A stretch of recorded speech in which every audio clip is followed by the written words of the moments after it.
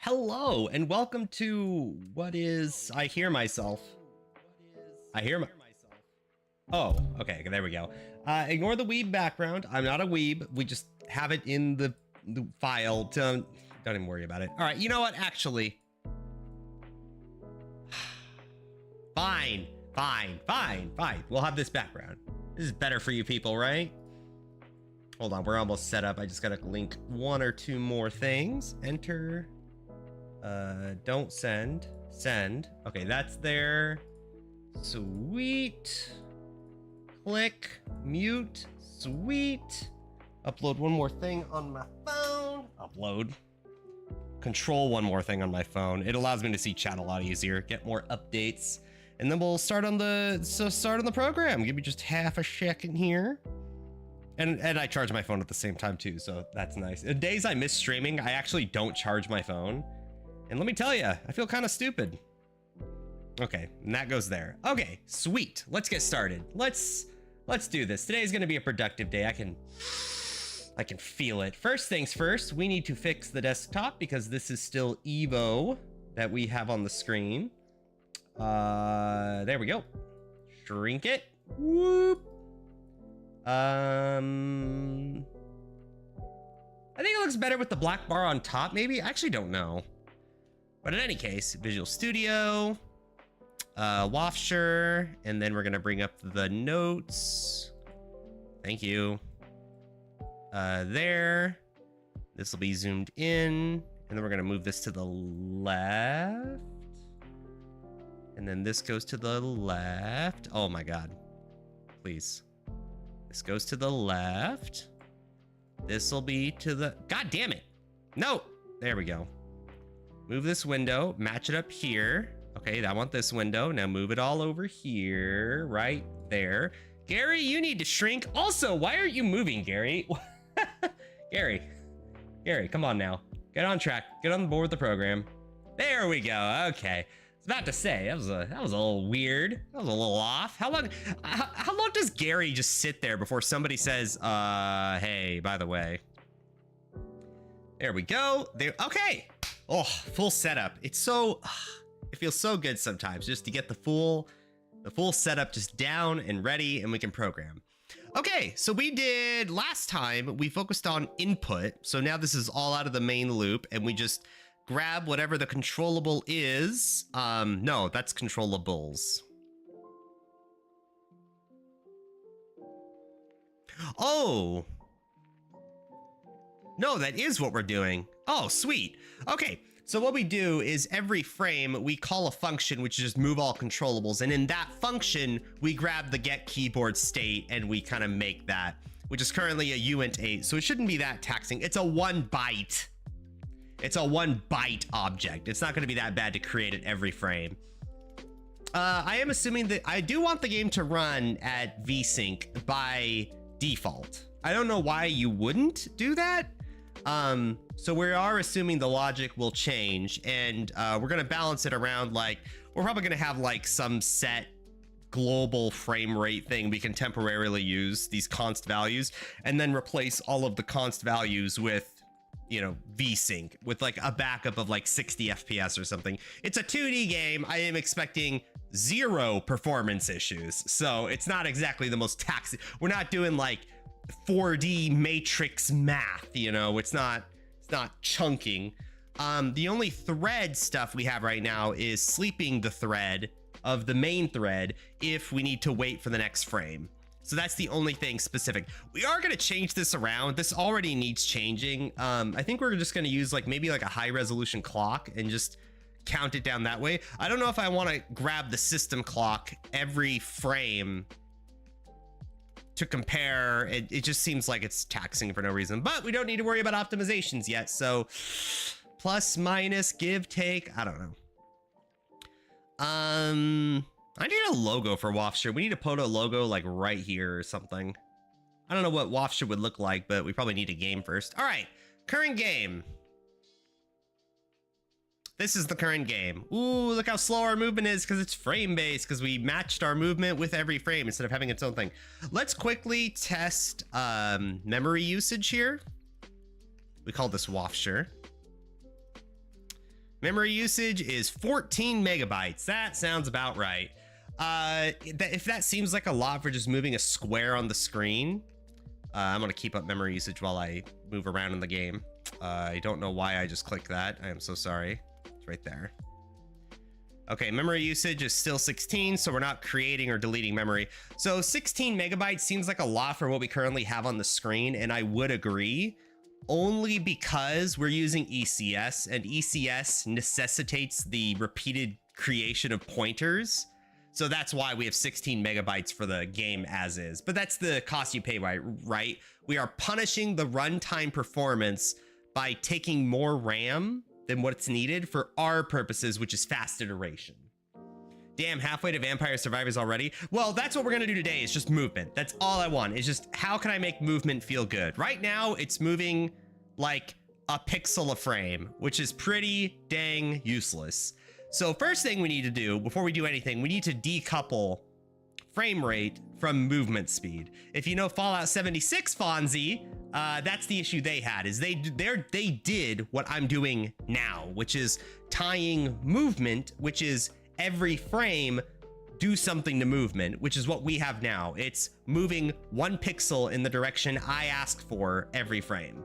So when I go up and right, so W and D, right, or S or A, any combination of them, it's creating 1 pixel of difference every frame check. And we need to decouple that. We need to have it where every set amount of time do something. Now, that time,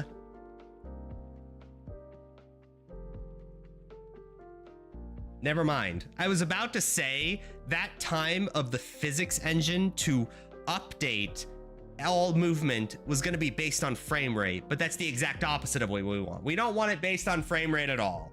What we're probably going to do is use our little standard chrono steady clock now, which just grabs your current system time.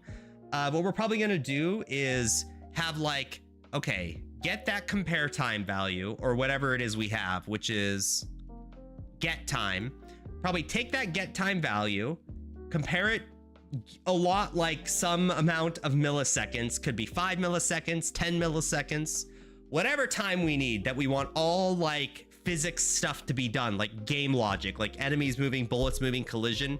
How long do we want for that? Probably like 10 milliseconds is what we're gonna use, because 60 FPS, I don't remember how long. I think 60 FPS is 16 milliseconds. So probably like 10 milliseconds to like logic everything, so we can allot that time. And then everything else will go into the sleep thread. Have you seen The Void Rains Upon Her Heart? I kind of got a similar feeling from it to this game idea. I have never even heard of that. Let's look that up. You guys like my bad hair day where my little strand of hair right here is just dangling like a dummy? Okay, hold on. What's this game? The Void That Rains Upon Her Heart. Okay. Oh, this is almost similar. Okay, this is a bullet hell game, and this is not, we're not making a bullet hell game. There's not going to be bullets that get shot at you. Instead, what I want is that kind of zone around the enemy to be like a damage zone, and they can propagate some part of the zone forward. Like they can spit, quote unquote, like imagine it like like that damage zone spitting out a ball of damage zone going toward you, but it's not it'll operate like a bullet, but it's like a damage over time thing, where as long as you're in the damage over time, you'll be taking damage, like Soul Rend in Path of Exile, where you'll take damage, the enemy takes damage in a dot, but only as long as they're in that like space. That's kind of what I'm imagining in my head, but I don't want a game where you're dodging bullets with like pixel perfect precision. The game's name is Washer. It's meant to be a gentle walk, or at least more gentle than a bullet hell shooter like this, which is just like this, or like this, which is just stressful, you know? It's gonna be easier than a bullet hell shooter. It's not gonna be a terribly difficult game, but that's on purpose. Aphrodite, hello. Welcome to the currently changing and testing around movement. So obviously the movement's very slow right now, but this is our engine so far. Ooh, so pretty. So not taxing on my CPU. Currently, 16 megabytes of memory. Wafty? Okay, this name, I'm gonna pronounce it Wafsher. It might be Wafter, but that sounds like you're taking a fart, okay? Oh no, they're multiplying! Dragonkin, hello! Dragonkin, did you know I'm gonna be meeting up with Corky and Katybug very soon? It's gonna be great. We're gonna do an IRL meetup. It's gonna be fun. Are we gonna stream it? Probably not. But, you know, we'll meet in a public place. I gotta make sure they don't roofie me. Man, my hair, I need a haircut so bad, chat. My hair is wild right now. My hair is wild, and what is this yee ass hair I got going? That's crazy. Ugh. I'm having a bad hair day today, so bear with me here. Also, chat, I want this on the record. I'm doing a weight loss competition at work. So dental, because I work in a medium security prison in like the medical offices, dental had like a weight loss competition every year. And I asked like, hey, can I join this? I need peer pressure in order to lose weight. I know my weaknesses as a person, okay? If I'm not shamed, it won't happen, okay? So I joined the competition, and then my immediate coworker in my office in the pharmacy was like, hey, I'll join the competition too. And I'm like, okay, cool, based, right? It's a $20 buy-in, winner gets the money, okay? Highest percent weight loss in 2 months.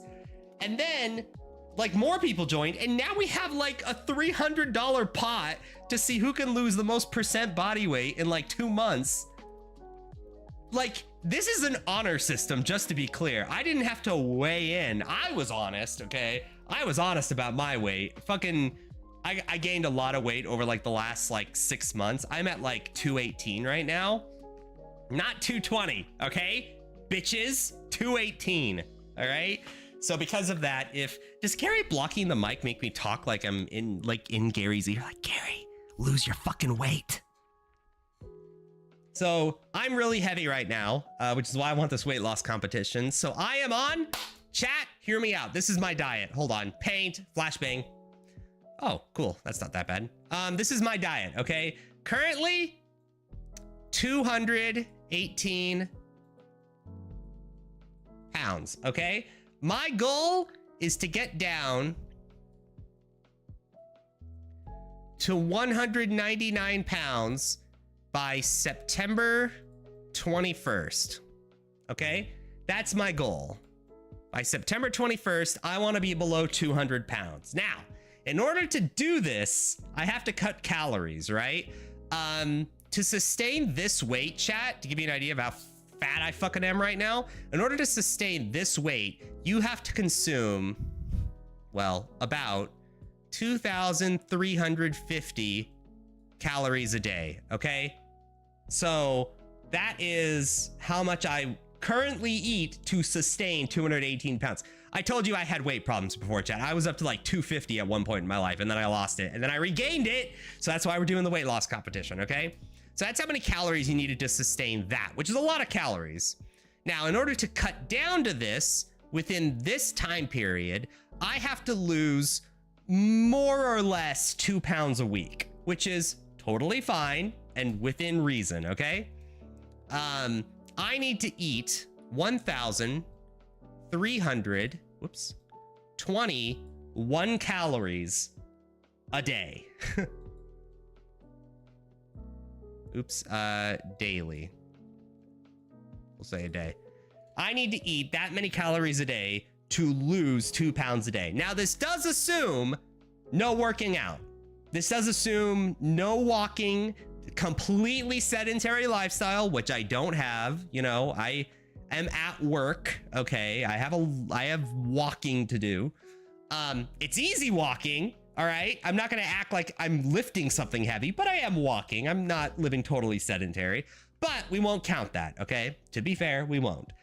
This is just for a completely sedentary lifestyle. Now, If you're expecting me to do an hour-long power walk every day with that calorie deficit, you are dumb, okay? If I know I'm gonna be doing any kind of walk, or not walk, but like any kind of workout or anything that would qualify as a workout, higher heart rate, all that stuff, I need energy, okay? I ain't doing no workout with 1,300 calories a day, okay? I'm gonna be fucking exhausted before I even start. So if I ever work out, I'm gonna consume an extra 150 calories before the workout. It might be like a candy bar. I'm okay with candy bars, as long as I need like a burst of energy very quickly, like for a workout. I'm okay with candy bars, right? Like I love my Snickers with almonds. Oh, what a great candy bar that is. I'm only ever gonna do stuff like that when I need like super high dense calories very quickly. Then I'll consume an extra 150, but that's only if I actually work out that day. Otherwise it's fat. Yeah, that's it. This is my workout plan weight loss plan for the next 2 months.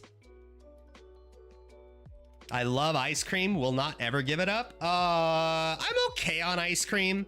I love creamsicle flavor, like anything orange and vanilla flavored. Oh, that's my favorite. Okay, if I ever go to like a coffee shop and order an energy drink where you get to pick out like the syrups and stuff, orange and vanilla every time. I can't not have a creamsicle flavored energy drink, okay? This is just procrastinatics. What's that? I was up like 180, burned down to 155 in a couple weeks by switching to rice, chicken, water, and exercising. Just do it. I mean, rice, chicken, water. Listen, I love broccoli. Probably chicken salad is how I'm gonna pass a lot of the time.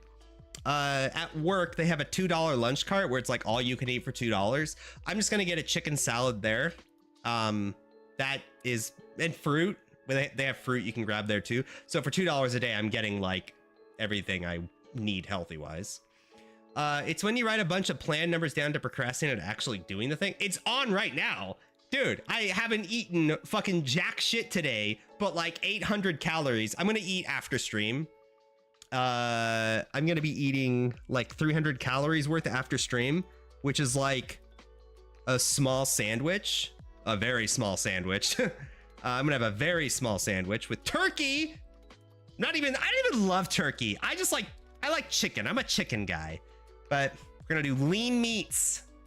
Yeah, we're already started. It started on the 21st of July. This is why, by the way, if you're on the Discord, you'll sometimes hear like me talk about like, oh, I'm eating before stream. That's me being a fat fuck is what that being. No more excuses. I'm not gonna eat before stream anymore. Oh. Did I say that today? If I did, I lied. No, I didn't. Okay, I was just starting soon, which is fine. I say I wasn't eating before stream today. Turkey is the foul. I'm not huge on turkey either, but I mean, it's pretty hard to deny its health benefits, chat. It's pretty hard to deny how good it is for you. I love chicken, yeah. Chicken rice is okay. Generally, if I'm gonna have anything with chicken, I like whole grain. I guess you could have whole grain rice, but that's kind of weird, right? I love broccoli. Oh, dude, steamed broccoli, excellent. All right, I could eat that shit without any salt. I love it that much. Anyway, that's my weight loss plan. I want to slim down. Right now, I'm getting really fat around my jawline and like right here. I should, oh, chat, my chin. I should look like Superman, and right now I look like fucking a fat fuck is what I look like. God, look at my fucking double chin. Oh, I need to shave, chat, but if I shave, you'll see it. You'll see the flab. That's what you're gonna see. Also, I should look thinner. Like, if you look at my outline here, this jowl, this is weird. That shouldn't be there. The most unseasoned food I've ever heard right now. The most unseasoned food I've ever heard right now. What? Astrodiddy, how are your streams going? What projects are you working on while I'm programming this? All right, so let's start. Let's have you guys talk while I'm actually working here. So let's decouple the movement, the physics engine from this. So what I should be doing is when I call this function, I should allot some amount of time. So something like, here, let's rename some things. Let's call this start time, end time. So then we're going to rename start time to get the current system clock. And then we're going to call this end time to grab your system clock at the very end of the frame. And then if start time is less than end time plus some amount of milliseconds, that's all that line means, is whatever your frame rate is, in this case 60 frames per second, which is 1000 milliseconds, whatever that number is, add it to end time, and that is our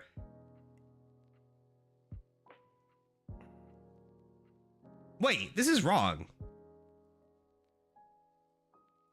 If end time, sorry, I replaced it incorrectly. If end time is less than start time plus current amount of milliseconds, what this means is we grab our end time, which is your current system clock at the very end of the frame, right?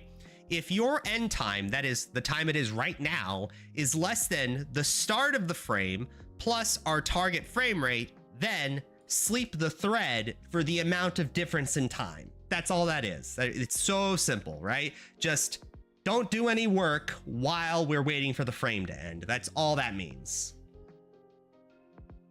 I've been working on a bunch of stuff, new redeem for my model, and on Saturday I'm having a doodle-a-thon. Wait, a doodle-a-thon? Hold on.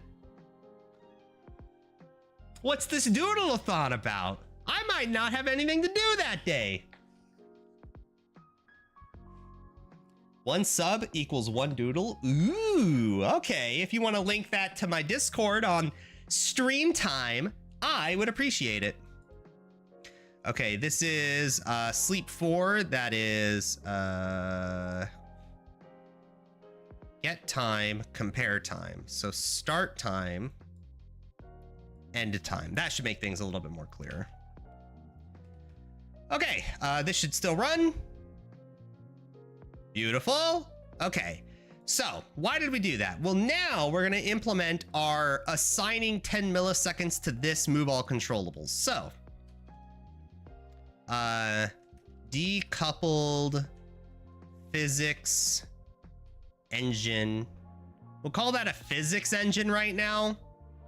Take that with a grain of salt. By engine, it's literally just grab input, do input with like a 1 pixel different. That's it. There's no physics going on here, but there will be.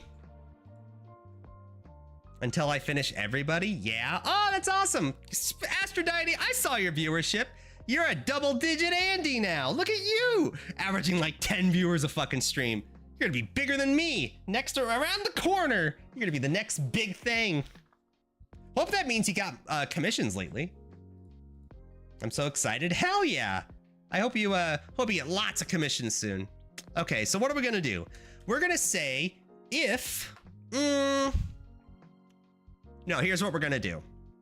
Here's what we're gonna do.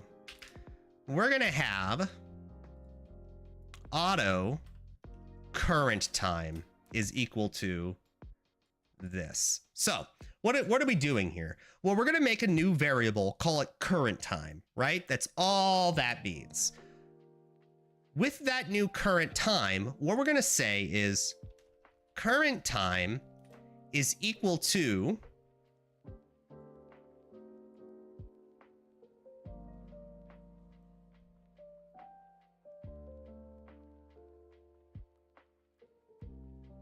I was about to say just the current clock, but is it the current clock minus start time? So it's the difference between the two?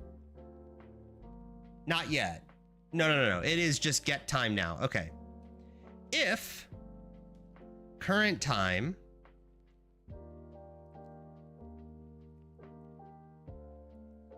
is this wrong? Hold on. Let me think. What I'm imagining in my head right now, if you guys are wondering what I'm struggling with, is we are trying to allot 10 milliseconds to the physics engine. So every frame there is a block of 10 milliseconds to kind of do all physics logic in the entire program. The problem with that, well, there's a couple of problems. What happens if somebody's VSync is like 300 milliseconds, if like 300 frames a second? VSync being the monitor refresh rate. So if the game runs at VSync, then every frame of your monitor refreshing is a new frame of the game that's being presented. Problem is there are monitors out there that have hundreds of like frames per second capability. So if we set the game up at automatic VSync, we have to be careful about how long everything takes every frame. Because if it runs at 300 frames a second, that means we're only gonna have like 3.3 milliseconds per frame. So we probably do need like a set number, right? My goal is probably 144 frames a second, to be honest. So 1000 being 1000 milliseconds, so 1 second, divided by our target frame rate of 144. Do I want 144 or 120 or 60? I don't want 60. I want it to be smoother than that. I'll say 144. That seems fine.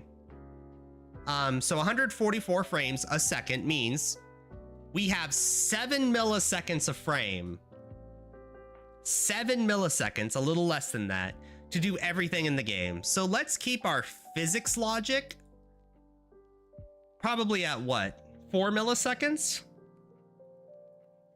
Sound's gonna take up like 1.5 to like load sound effects and everything, because I can imagine, otherwise, this is the issue Path of Exile had.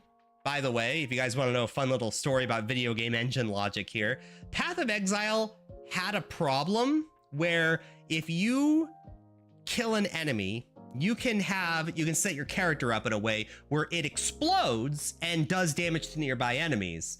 Here's the thing. The actual explosion and the logic of hitting enemies around it, not that taxing. Playing the sound effect of the explosion is pretty taxing. So what people realized is that if you mute the game, or at least that sound effect some way, your game runs smoother, which is super weird, but there you go. That's an example of sound being inefficiently programmed in the Path of Exile engine, or at least not allotted enough time in the frame or something, where it causes lag because of that, which is kind of funny. So let's assume that we give some amount of time. Let's try 3 milliseconds. Let's just stick with that. And if we need more time, we get a lot more time to the physics engine. But let's do that right now. So let's set this at 144. Keeping in mind, this is gonna change later. Let's just do that for now. So what does this mean? If we're gonna decouple the frame rate from like the physics engine or whatever movement we have, what we need to do is we're gonna allot some amount of time every frame to do all the physics stuff that are gonna be done separately. We have to monitor time independent of time of start time and end time for the frame. That's why we're grabbing current time. Current time is just the current clock. That's it. So if current time does something, then do the physics engine and then set current time to be plus equals. No, fuck. Is it plus equals standard chrono milliseconds 30? No, this is bad. We want 3. So we want to increase it by 3 milliseconds, which means this needs to not be checked at all because current time is already made with the system clock in mind. Basically, every frame, we're going to check if we even need to run the physics check. That's kind of the logic here, because we don't want this physics check to run every single frame. So we need to check if current time meets a standard, and if it does, then run the physics. That's kind of my logic here. It seems like heavy lifting of audio could run in parallel to game simulation and also not need to synchronize with the graphics frame begin and end. Well, tell the developers of GGG, who are still using the same engine created in 2006 for Path of Exile 2, a game that is beta is coming out in November. I don't know why they didn't remake the engine. The game has been in development for 8 years. You would think they would make a new engine. I don't know why they didn't. Why? Why doesn't Path of Exile remake the engine? The stories you hear about how they fucking have to add shit to the game is wild. Also, hi Nova Penguin. So, how do we decouple this? Well, we have our current time, start time, and end time. Start time and end time, grab your system clock, every single frame, compare against each other, and if you need to wait, then shut the thread down that controls everything, the main thread down. Just put it to sleep for the remainder of the frame. So what I want to do is, if current time meets some standard, then do the physics engine, and then I think we have to subtract. Which means current time is 0 then, right? You know what? How about instead of SETI clock, we have a high resolution clock timer? Is that what we should do? And then what'll happen is we start the timer at the beginning of the frame?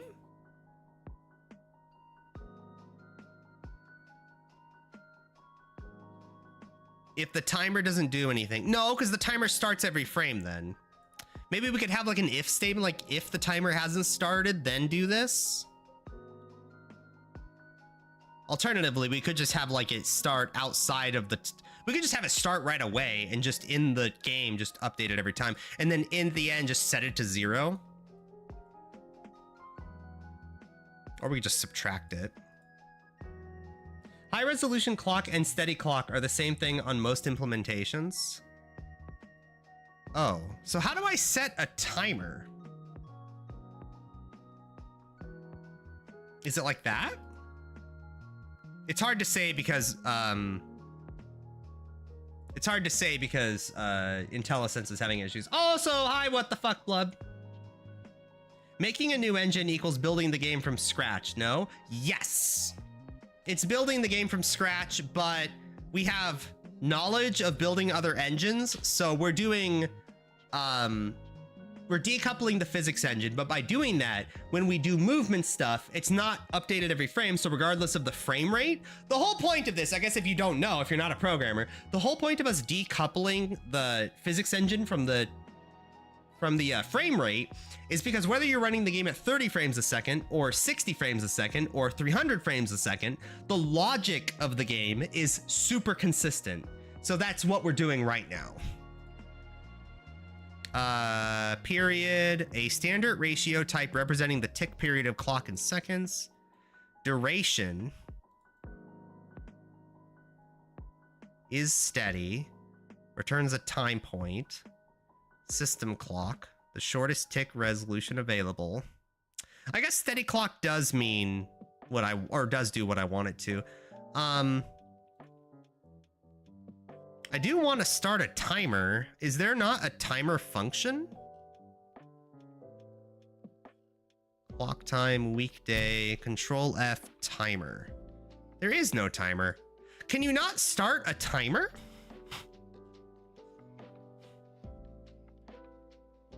Oh, no, it's a standard duration, isn't it? Oh, you know what? Current time should be standard chrono duration milliseconds 30. So every 30 milliseconds. That's really long. Every 3 milliseconds, do the thing in the engine. There is no timers. You just call now before you call your stuff, and then you call now again and subtract the old now to get the difference. Wait, what? There are no timers. You just call now this before you call your stuff, and then you call now again and subtract the old now to get the difference. But, well, you got to be careful. Because if you do that every frame. So we want to have some sort of if check that says if current time isn't what we want it to be, then don't do this at all, right? If we want to decouple, there must be some if factor for what the current time is. If it is, call now and then keep calling now until enough time has elapsed. Oh, it's that easy, is it? Oh, why didn't I think of that? It's fine to call now every frame on steady clock because using high performance counters on most implementations. So what you're saying, I thought what we would do is we would just have some sort of const, like this would be like a const value, this duration milliseconds. Oh, I guess that doesn't matter, does it? I guess we could subtract that at the end. But okay, so current time. So current time is equal to that. If current time isn't what we want it to be, then subtract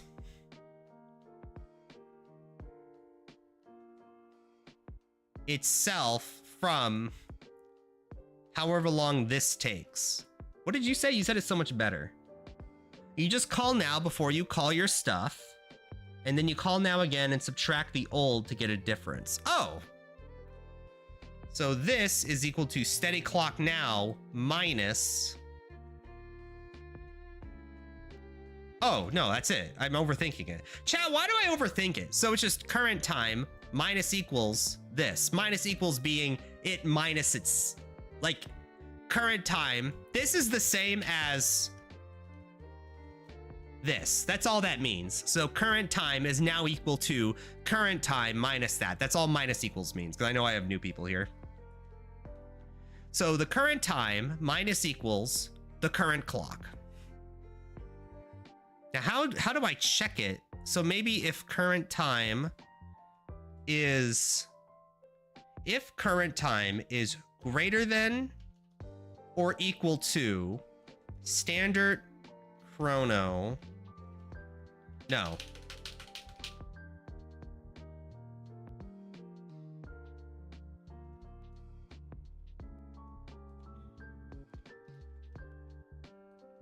I know this is not correct. I know this doesn't make any sense, but this is what I want. If it's less than 3 milliseconds, since this was checked, do the thing. That's my worry. But I don't know how to like say, okay, if it's more than 3 milliseconds since like this, you know? Is this a 2D game? Yes, it is gonna be a 2D game. Mainly because I prefer developing 2D games over 3D games. I feel like whenever there's a 3D game, I feel like there's such an artistic... Okay, if you guys don't know the general state of the video games industry, let me kind of describe what's going on here, okay? In the video game industry, the #1 most in-demand thing is art. Art is under such huge stress right now to get everything done. If you're an artist in the video game industry, mwah, you should be El Primo wage, by the way. The problem with that is that art for 3D games is significantly, most of the time, more expensive than 2D art for games because there's so much more to consider. When you make a 3D game, my complaint is because of engines like Unity or Unreal Engine or whatever else, right? There is an abundance of cheapness, quote unquote, very heavy, quote unquote, cheapness in the industry. There is an abundance of video games with subpar 3D graphics that are made in engines and they're not that optimized and they're bug ridden. There are so many 3D games. I feel, in my opinion, and I have no proof behind me, but I'm trying to put my money where my mouth is by making a 2D game. I feel like 2D games are inherently more easier to market. They are more entrenching to a viewer. It's hard to describe the word. More marketable, maybe? I think marketable is the right word. I feel like 2D games are more marketable right now because there's less... there's more of a floor of like requirements in order to make a 2D game sellable than a 3D game sellable, where 3D games, cheap 3D games, have a reputation for being bad. Whereas 2D games, you need some measurable like value. You have to put effort into it. You can't just release a shitty 2D game. Gone are the days of crappy Flash games, you know? If now last physics update time, we'll come back to that in a second, Nova Penguin. Thank you. We must be experiencing different industries right now. I am a 2D artist though. You're a concept artist, which is super awesome because you're perfect for my use case. I can't testify to the value of a concept artist in the space, but I know if you're a technical artist, holy shit, are you in demand? Actually, if you're an artist, I wonder if GGG is still hiring, because I know Grinding Gear Games is like super in demand for all kinds of artists. Grinding Gear Games hiring. I know they were putting a huge push toward it. VFX artist, that's a pretty in demand one. C++ engine programmer. Oh, what are we doing right now? C++ engine programming. A web developer and customer support. Yeah, I feel like technical artists are the real in-demand ones. VFX artists, technical artists. Have a superior eye for lighting, value, colors, details, the ability to use them in creating self-motivation, positive attitude. Oh, they also live in New Zealand, so good luck with that. Have a portfolio or reel. Must be willing. Actually, what are the requirements for a VFX artist here? Hold on. We're after experienced VFX artists to create evocative visual effects in the dark and gritty game of Path of Exile. You will develop real-time effects from concept to implementation and work to maintain a consistent aesthetic. The ideal candidate has a firm grasp of color, texture, timing. What are the requirements? Oh, 3 years of experience creating VFX for games. Experience creating real-time game effects on a wide range of software. Passion for creating dark and gritty spells and microtransactions. Don't be scared by the word. GGG is the single best player in the industry at fair microtransactions. I love Path of Exile. Those Path of Exile wings you guys always make fun of, that's a VFX artist, baby. And then having a portfolio and must be willing to complete an art test if requested to do so. But I love GGG. I think they'd be a great company to work for. They live in New Zealand though, so oof. I know what I should learn then. C++ or Rust? C++. I don't like losing all my money on Bitcoin. Helping me get a game job? Well, I don't know if you should listen to me though. That's the thing, right? I can tell you that because I knew GGG was hiring for artists and they're desperate. But I'm also kind of a dumbass, so take everything I say about art with a grain of salt, okay? I know programming a little bit more, but, you know, that's still kind of not... Don't take my word for the industry. This is just my understanding of things, okay? Okay, what did Nova Penguin say about our physics? Why are 17 people watching me talk about art jobs? All right, anyway, let's get back to timing, baby. Physics engine shit. So what is your recommendation? If now minus last physics update time is greater than 3 milliseconds, update physics. You could have like a last physics update time you can subtract from now. You don't want to work in the game industry. You know, people say that, but I don't know if it's because, I don't know if it's actually true how bad the video game industry is. I don't know how true that actually is, because a lot of programmers and application makers and software engineers, those non-video game jobs, I swear to God, you guys are so overpaid for what you do. Like, no offense. Like, people get paid way too much fucking money to build applications in 2024, okay? Jesus Christ. There's a reason why the industry is like lowering wages right now. Probably because you kind of need to. I don't know. Like, are video game jobs really that hard, or like, are they hard compared to those other jobs? Like, I worked in fucking retail pharmacy for 10 years of my fucking life. Are you telling me a video game job would be hard? I don't know. I don't think it's actually gonna be that hard. Holy shit, you get to make video games for a fucking living.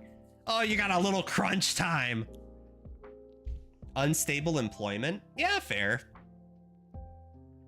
You will be an overtime slave very often. Aren't they a lot better about that though? Like maybe, but like, I don't mind that as long as I get paid. Listen, man, I don't mind mandatory overtime as long as I get paid overtime. You catch my drift? Plus, I've lived most of my life making less than $50,000 a year, chat. Like, I'm at the height of my career right now.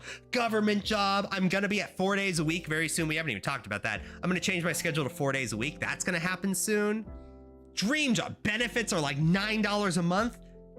My pay, chat, is $55,000 a year. So if you're telling me as a video game programmer, whatever, engine programmer, I get paid like $80,000 a year, but I have to work mandatory overtime. Yeah, I'm gonna work the mandatory overtime and I'm not gonna complain a single fucking day because holy shit, $80,000 a year. I don't even know what I would do with that much money.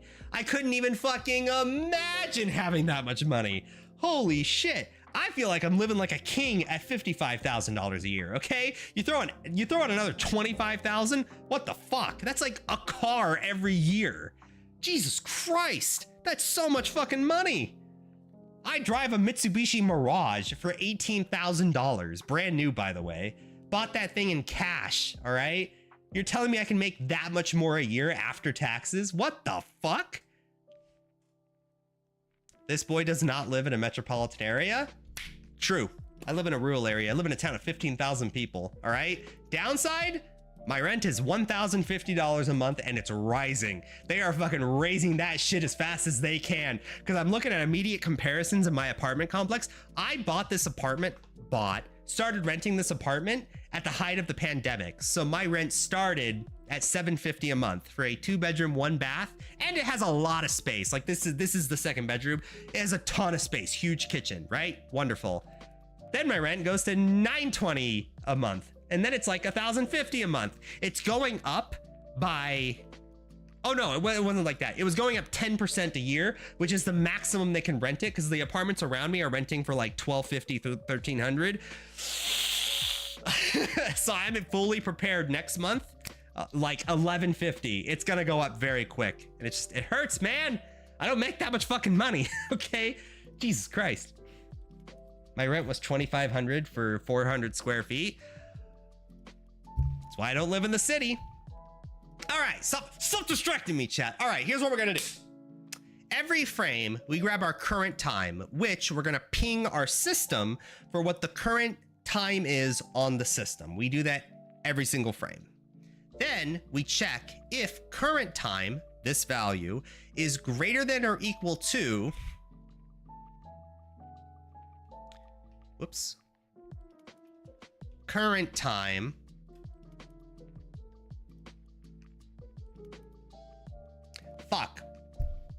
we need to check if like 3 where I think, what was our measurement? 3 milliseconds? If 3 milliseconds have passed, how do we check that?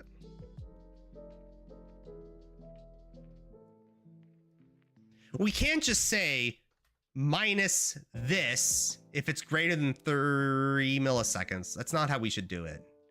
We need to compare it to like a previous frame.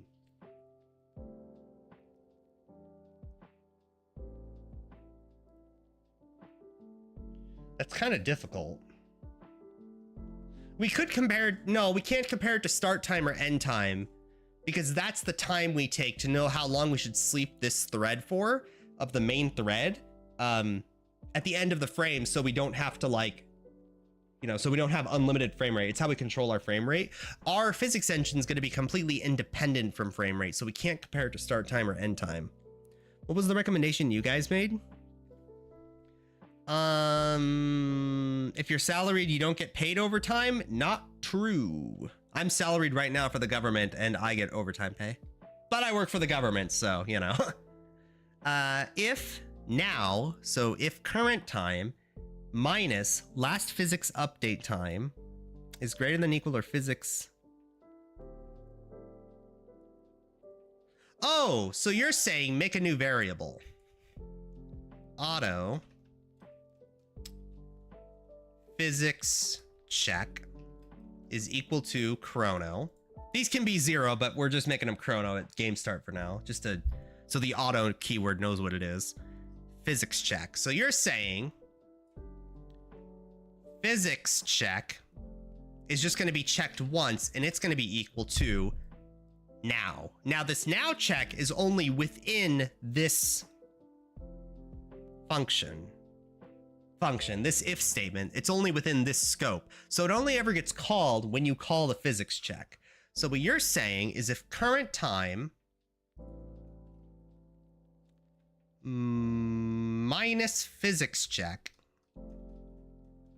is greater than or equal to standard chrono. Yes, that is Wii Sports Lo-Fi. Chrono milliseconds 3, then do this.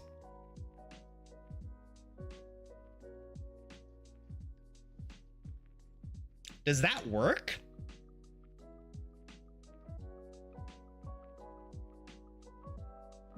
Is there any reason this wouldn't work? I'm not seeing any logic failures here yet. Let's try it. Oh! Oh shit, look at that movement! Oh my god, chat, we did it. We did it. You did it, chat. Look at that decoupled physics engine. All right, now here's the test. Get used, okay, keep track mentally how fast we are moving in the video game world. Don't pay attention to frame rate, but in terms of where the square is in a given distance over a given time, because we're gonna change the frame rate and we're gonna test to see the same thing. Let's bring out our little timer here. Well, I guess it's not very, I can see my OBS. So we're gonna go 33, 34, 35. I need to know a start point, hold on. Let's go very edge of the screen to like the very right of the screen. Let's make sure the logic is the same. Let's do that. All right, we're gonna start at 50, go. 1, 2, 3, 4, 5, 6, 7. Okay, so about 7 seconds. So let's reduce the frame rate by exactly half. Let's see if we keep the same logic here.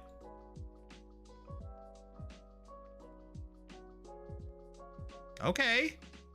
Let's do it again. That was 7 seconds, right? To get one side of the screen to the other, and 20. 1, 2, 3, 4, 5, 6, 7. Fuck! Okay, what's wrong? Oh god.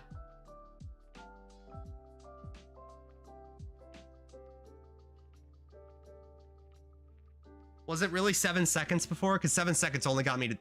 No. I almost closed out of the stream. 7 seconds got me halfway to the screen. Okay, hold on. Was it the same here? Did I just miscount? Oh, God. Did I not do this right? Did I not decouple things correctly? Okay. 56, 7. So 7 seconds should get me halfway through the screen. Go. Ah, man. Never mind. God damn it. Okay, what's wrong? Why is this still frame rate dependent? It must be the if check, right? So the if check is always passing? Is that the issue?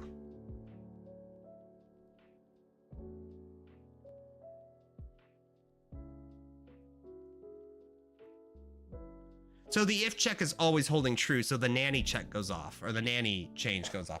You might have to tick physics more than once a frame. If the frame rate is too slow, for example, 6 milliseconds pass, you need to tick it twice.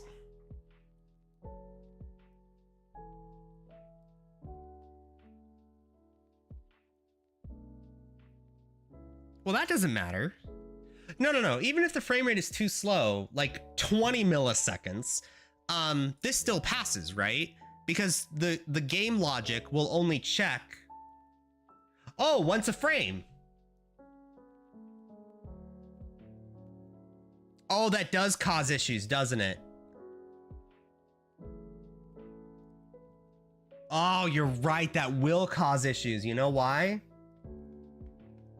Because if somebody has a frame every 3 seconds, what'll happen is they get their physics checked every frame. But if they have a frame rate of 2.9 milliseconds per frame, what'll happen is it'll do it once, and then it'll skip, and then do it the next frame, and then it'll skip and do it the next frame. So what's happening is it'll like do it every other frame, but if you have 1 millisecond faster gameplay, it'll check every frame. I could see an issue with that. I always recommend this article when it comes to physics frame timing. God damn it. I'm getting recommended articles. Oh, Jesus. That's how you know you fuck up as a content creator for programming. If people start linking you articles about like, hey man, just read this, just do this. That's how I know I'm fucking up. And physics check equals now should be changed to physics check plus equals 3 milliseconds, so you're not losing a fragment of frame time.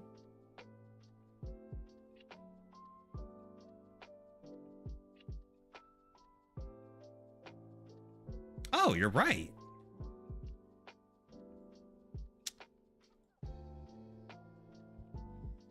I mean, you do run the risk of this overflowing at some point, but it's no, you don't. Never mind. That's like a huge number, right? Fix your stata. Fix delta time. Nope. Variable delta time. New time. Higher time in seconds. Nope. Kind of yes. Free the physics. Okay, that is what we want. So what are you guys doing here? Double new time, double frame time. Do you guys know the difference between a double and a float? You should. A double is more accurate than a float, but they're both decimal values. That's the only difference. And a float's smaller. Physics check equals now should be changed to physics check plus equals 3 milliseconds. To be fair, most people get this wrong. Okay, first of all, I'm not most people. I am built different, okay? You should see my Path of Exile build this weekend. Motherfucking Sweep Witch. You think anyone else is playing that shit? No. They're all fucking the hardcore cucks. Fucking Berserker's unplayable. Warden Bark's gonna sit. As they play their fucking 100th Necromancer, Slayer, Champion. And then if, while, and then I think you're in a better place. I think we're gonna step away from the while statement and more so here, because this is what I was imagining. That's where I was getting the plus equal thing from, because I remember looking this up before. So new time is higher as time in seconds. Frame time is equal to new time minus current time. This is kind of what we have for our frames, so we're gonna ignore that part of it for like new time, end time, and all that. That's like end of frame calculations for like delta time, you know? So what are we doing here? Current time equals new time. Higher time in seconds, okay. Accumulator is plus equals frame time. Accumulator is 0.0, and current time is higher as time in seconds. So almost exactly what we did, you kind of see it behind here. Current time is equal to steady clock now. It's the same idea. This is just steady clock now, I'm assuming. Okay, while this accumulator, which is the frame time plus equals every frame, currently 0.0, so it goes to infinity. While oh no, fuck, we were recreating this. I'm sorry. Oh my God. You're both guiding me to the same place, and I thought there was like a binary choice I had to make. All right, chat, listen. Don't give me shit. If you guys programmed on stream, you're gonna get like some fucking assembly humper to like come into your stream and be like, hey, you gotta fix this shit. That's what you guys are gonna get, you greedy little ankle biters. All right, thank you. Integrate state t, what is this, some lambda? Integrate state t dt, or maybe some physics check. Accumulator minus equals dt, which is this. It's a const double. Oh, that's how, that's the length of time you want your physics engine to last or whatever. In this case, it's 10 milliseconds. I think that's what it's gonna, I'm trying to convert into like doubles here.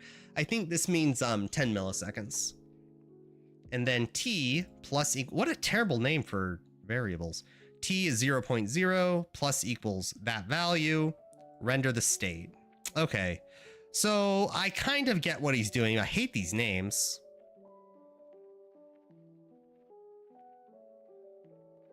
So he sets the frame time.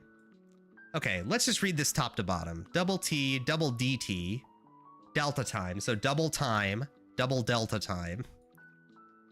Double current time is equal to steady clock now. Double accumulator, 0.0. State previous, state current. Ah. Interesting. So by setting up a state value,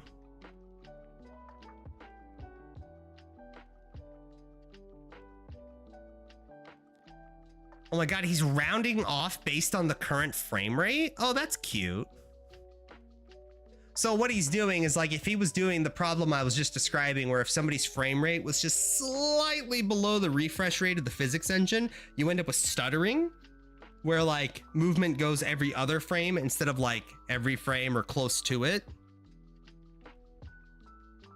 Yeah, he uses a while statement. Yeah. Well, let's do this. Let's try this. Let's go while current time minus physics check is greater than equal to 3 milliseconds. Move all controllables, potentially again, and then add 3 milliseconds to physics check. If it needs to be done again, then run it all again. No, this should be subtract though, shouldn't it? No, it does need to be added. Because if it's added, this number is going to be smaller, which fixes that. So let's try this. Okay, this is really fucking fast, but it is updating every 3 milliseconds, right? So I guess we'll try 72. This still doesn't solve this, does it? We're kind of in the same issue, right? So this is half the frame rate, and I think we just did it. I think we have some 7 millisecond movement, boys. Move. Oh no, we're going twice as fast. Go. Shit. I think we're moving twice as fast. Let's try like 15 frames a second. Let's see if that solves our problem. Okay, how's our movement looking? Go. 1, 2, 3. Well, that was about right. 3.5 seconds. Let's try 30. Gary, just use a const. It's fine. 8, 9, go. 1, 2, 3. Oh shit, I think we just solved it. Okay, let's try 60 frames a second. I know you guys only see 30, but I see 60. That's what matters, right?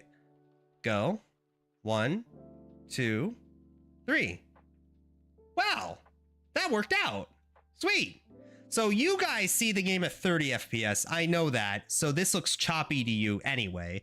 For me, it's 60. So if we go to my monitor's refresh rate, which is 144, still looks like 30 to you, but for me, oh, look at that. Look at that 144 frame rate per second you guys don't even get to experience. Oh, so smooth. Awesome. Okay, we did it. We did it. I mean, you guys did the heavy carrying here, but awesome. Okay, chat. This is where I'm wondering if maybe we start integrating GitHub. If only because I can have you guys start to play the game at your monitor's refresh rate, and we can iterate movement together. So you guys can just render this. It doesn't need any resources. All it needs is for you to have updated Visual Studio and just have certain options enabled. But I don't know how familiar you guys are with getting modules working. But in any case, we have decoupled the physics engine. Woo! Okay. Now for movement. So now we have movement independent of frame rate. Now we need to iterate on the movement. First things first, fucking acceleration. Holy shit. I don't know. At this movement rate, it's too fast, right? This is too fast. Although, like, it's too fast for a base speed, but I'm okay with, like, because the game is going to have some amount of power-ups, right? I'm okay with certain power-ups being like movement speed okay. So all we're thinking about here is like minimum movement speed. So I think what we should do is have this instead of plus equals 1, minus equals 1, we should have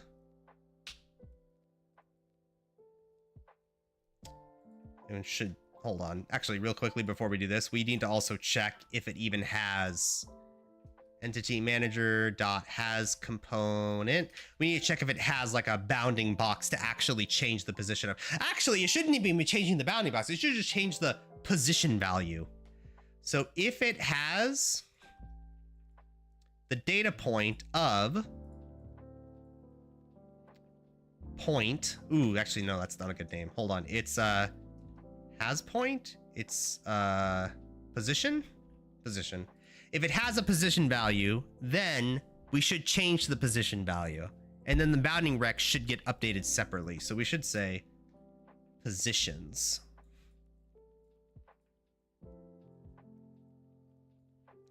Data positions, data positions, data positions.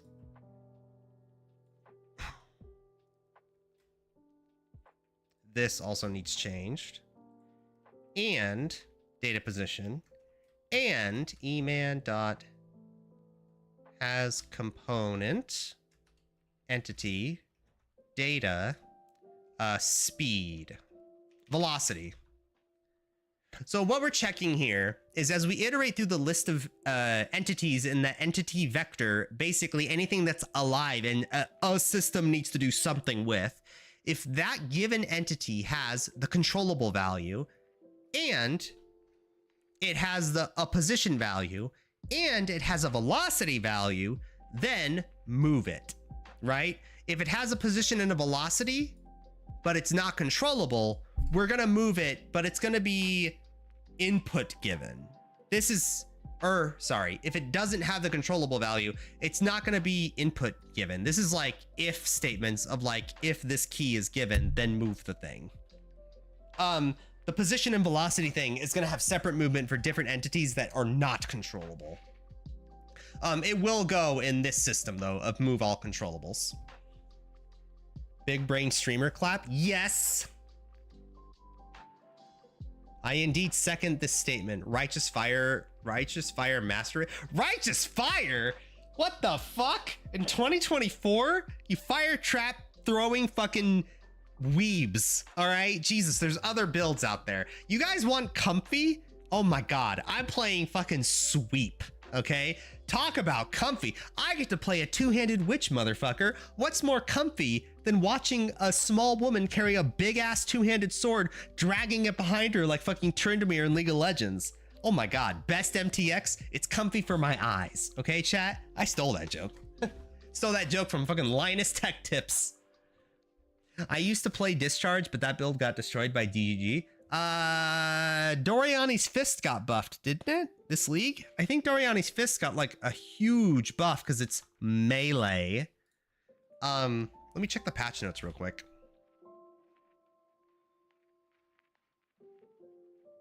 Challenge rewards, recently asked questions. Oh my God, we have all the gem info. Oh, wait, what? Hold on, gem info. Wait, where did I miss this? Auto exertion. Supported war cries will trigger. Oh yeah. Wait, when did this come out? I'm not using any of these. I'm using sweep. Damn. Okay, sweet. Sorry, patch notes.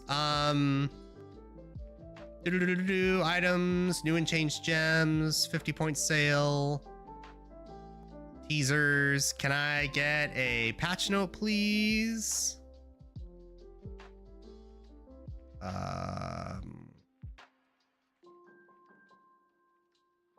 Am I dumb?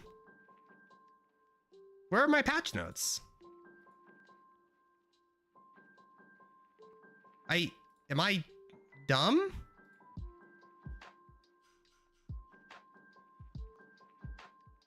Where the fuck are my patch notes?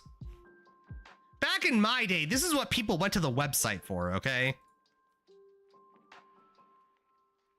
What the fuck? Wait.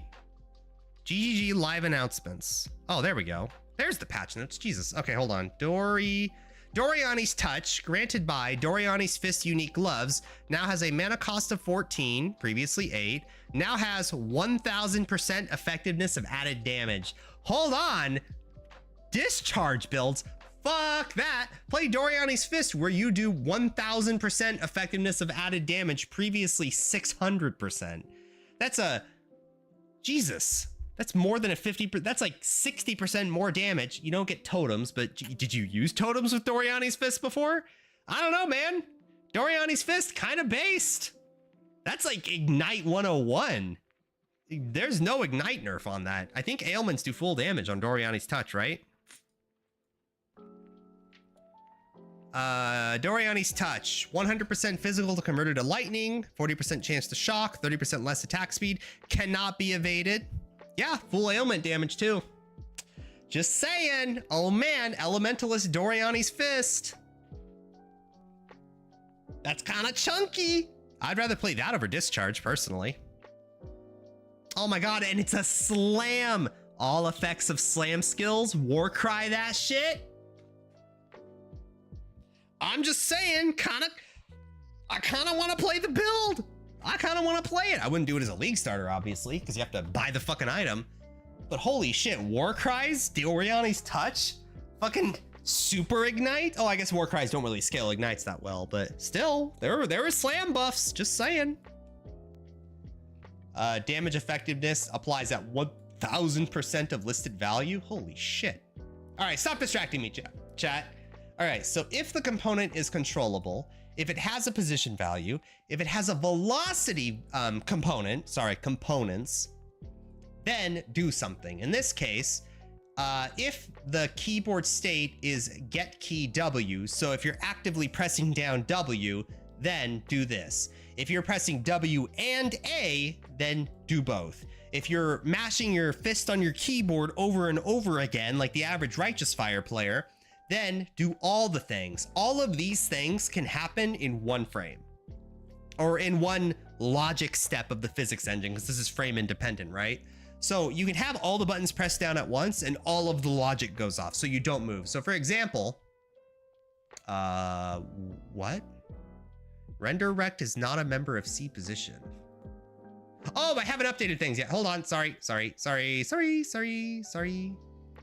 We're gonna call this bounding Rex. Hold on, I need to prove a point. We should be decoupling this, but for now this is fine. Go. Okay, so this is.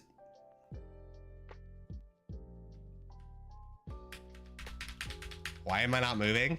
Wait. This is the only thing I changed. Wait, controllable position velocity. Does Nymph not have velocity yet? It does not have a velocity yet. What the fuck? Okay, let's give it a velocity. Ah, the wonders of ECS systems. Data, velocities as a key, put in the Nymph MID value, which is a unique ID associated with that entity. Set its velocity to 1. There we go. Okay, so now it has a velocity. So now we should be able to move it. There we go.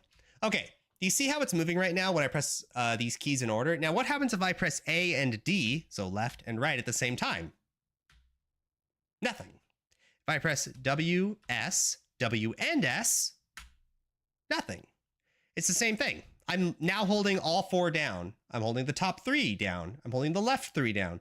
Holding the bottom 3 down. Bottom 2. So as long as we set our physics up correctly, and we did, because I'm fucking great, we can press any number of keys, and whenever the physics engine updates, which is independent of frames now, everything goes off. So there's no like holding down left and right and you go left. You know, I hate that. It's like my biggest pet peeve with like 2D games specifically, because they're all guilty of it.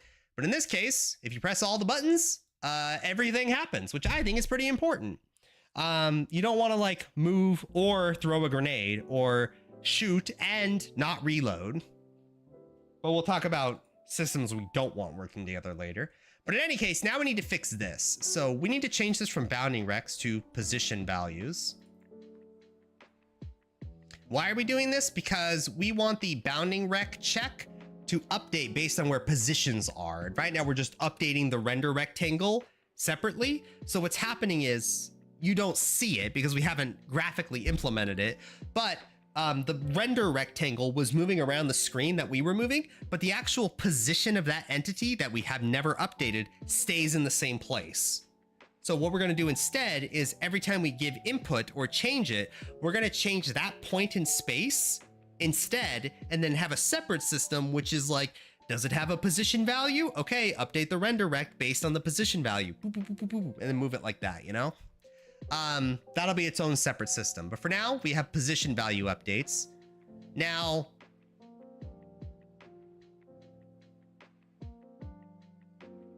this is fine. Instead of render rect, it's going to be point dot y minus equals data positions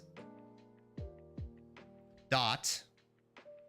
Ooh, no. This needs to be velocities, because we're grabbing the velocities, the velocity of that entity, right? So it's going to be dot velocity dot y velocity, which I guess we need to change that to 1, 1, because it's a x and a y, right? So if we go over to our components, the velocity component is right here. It's an SDLF point, so it's an x and a y value. So we have our velocity dot y is what it's going to be subtracted from. So it's not 1 pixel anymore. It's 1 velocity unit y value, whatever we decide that is. So if we ever want to increase the player's capability of speed, we just have to increase his velocity. That's all that means. Then we're going to do the same thing here, except instead of, let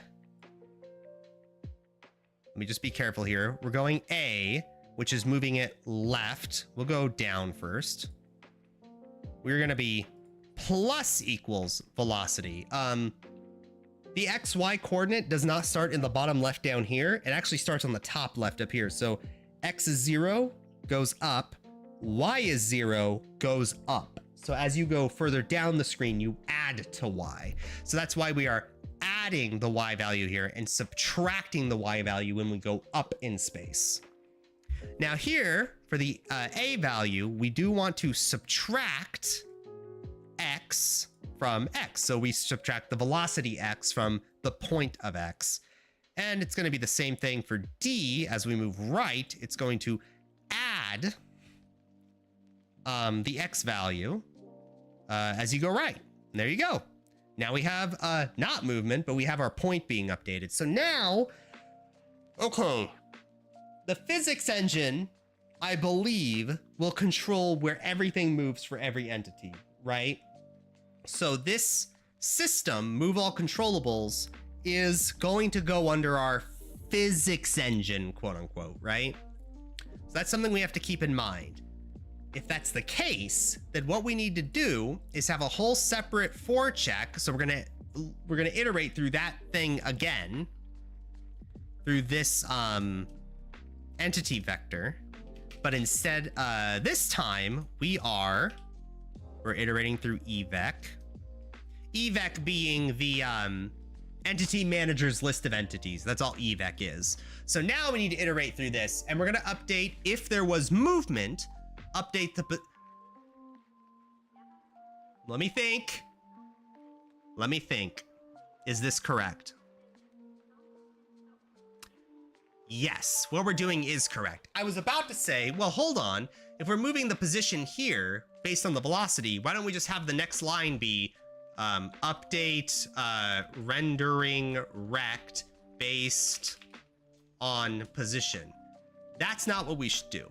And the reason we shouldn't do it is because there are going to be entities that are moving that are independent of them being controllable or not, because this is only dealing with anything we control with our controller, right? Now we can make a rock controllable if we wanted it to. So all we have to do is just give the rock the component is controllable. Then every time we move with our WASD, it moves with us. So if we want, like, you know, rock puppets or something, that's an option, right? hypothetically. Listen, I don't question game designers. We're video game engine programmers, okay? Designers do some weird shit. We just want to enable that option, you know? So we need a separate system that says if anything moved, regardless if it's controllable or not, update the render rect if the point has been moved. Or maybe not even that, maybe just...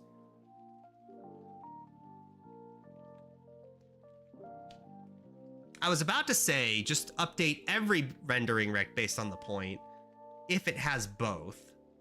But there's going to be a lot of entities on the screen that have a render rect and a point, but are not going to be moving. Do we want to waste CPU resources on that? No. But that's a simple check, right? That's an if statement. If the render rect and the point are not in perfect relation to each other, then update them to be in perfect relation to each other. Because there's never going to be a circumstance in which the point of the entity is going to be different than the XY render rect of that entity. There are some nerds out there. There are nerds out there that will put the point of that entity, if it's a square, in the center of the square for a variety of reasons. But that doesn't fit our use case. We're okay with matching the XY values of the position to the render rect and assuming they should always be that. Same with the collision box. Again, in our super specific use case, we don't need to have like center of the screen or center of the entity point. That's fine. We don't need to worry about that. So what does that mean? So for every iteration, if has component. So we're going through the entity manager, and the entity manager has a method that's like, hey, does entity X have the component position value? That's all we're checking there. And wait, how did that look so neat before? Can we? Oh, there's a space there. That's why. And it has the value bounding rect.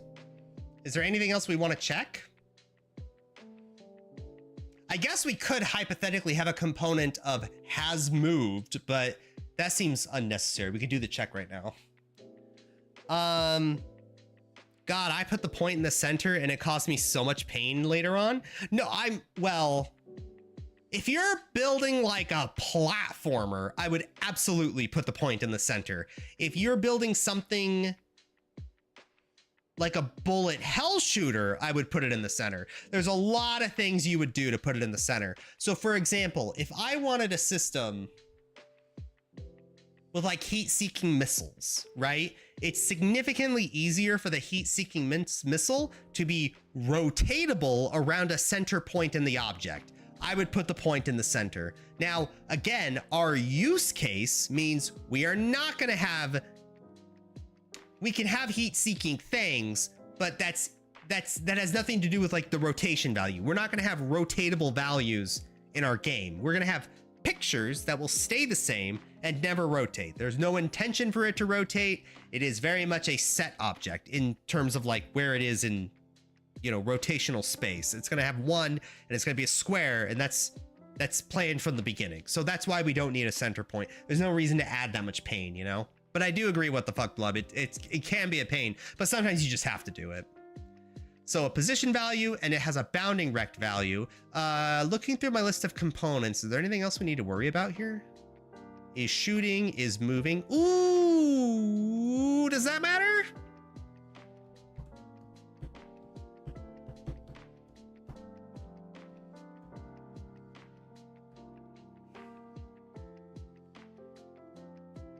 I'm trying to think about how to do this, because we could set that component here and just give it the component is moving for the duration of this, and then call this and then remove the moving component at the end. That wouldn't be wise, because what's the point?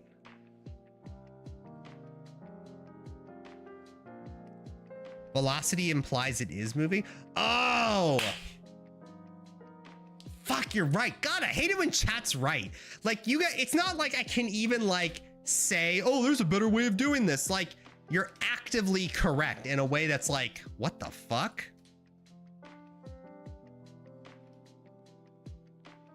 You guys can see my tech debt here.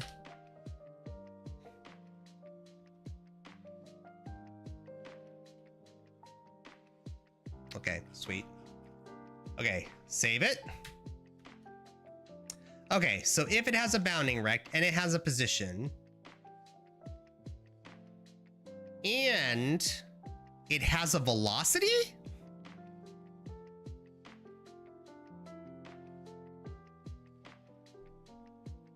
Is there ever going to be a time in which I update the render rectangle of an object based on its new position value where it doesn't have a velocity? I can't think of any. Is there an entity that would ever move and it not have a velocity?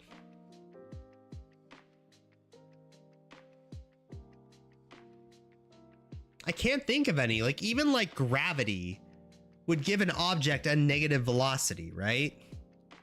The game's not gonna have gravity, but if it did, a bullet that gets shot will have a velocity. Can I, if I give a velocity of 0, it still technically has a velocity, right? That's something we have to be careful of. I think this is fine for now. I guess we can remove it later. Okay, so if it has a position and a bounding rect and it has a velocity, i.e. it's moving and the bounding rect needs to be updated, then teleporting skills could move without a velocity.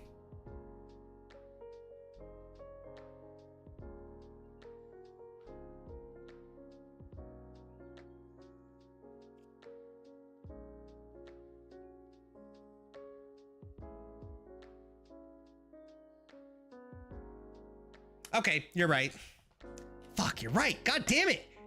Okay, chat, no more answering my questions. Okay, I'm tired of you being right. It's like, tell me when there's broccoli in my teeth, but don't tell me like every time there's something in my teeth. You catch my drift?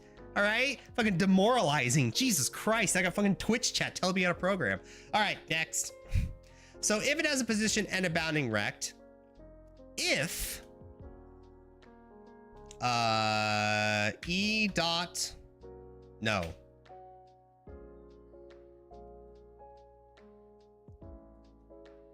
If data positions dot X and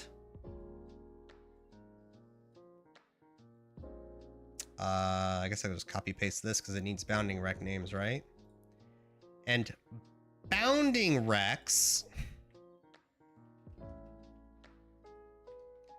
MID, and this is render rect dot X. If this does not equal this, or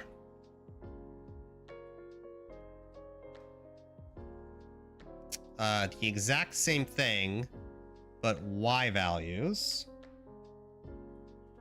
Ooh. I just pressed the wrong button. Holy shit, that brought me over to like fucking SDL.rect definition. Jesus, I almost changed the fucking library there. Or the Y value does not equal this Y value.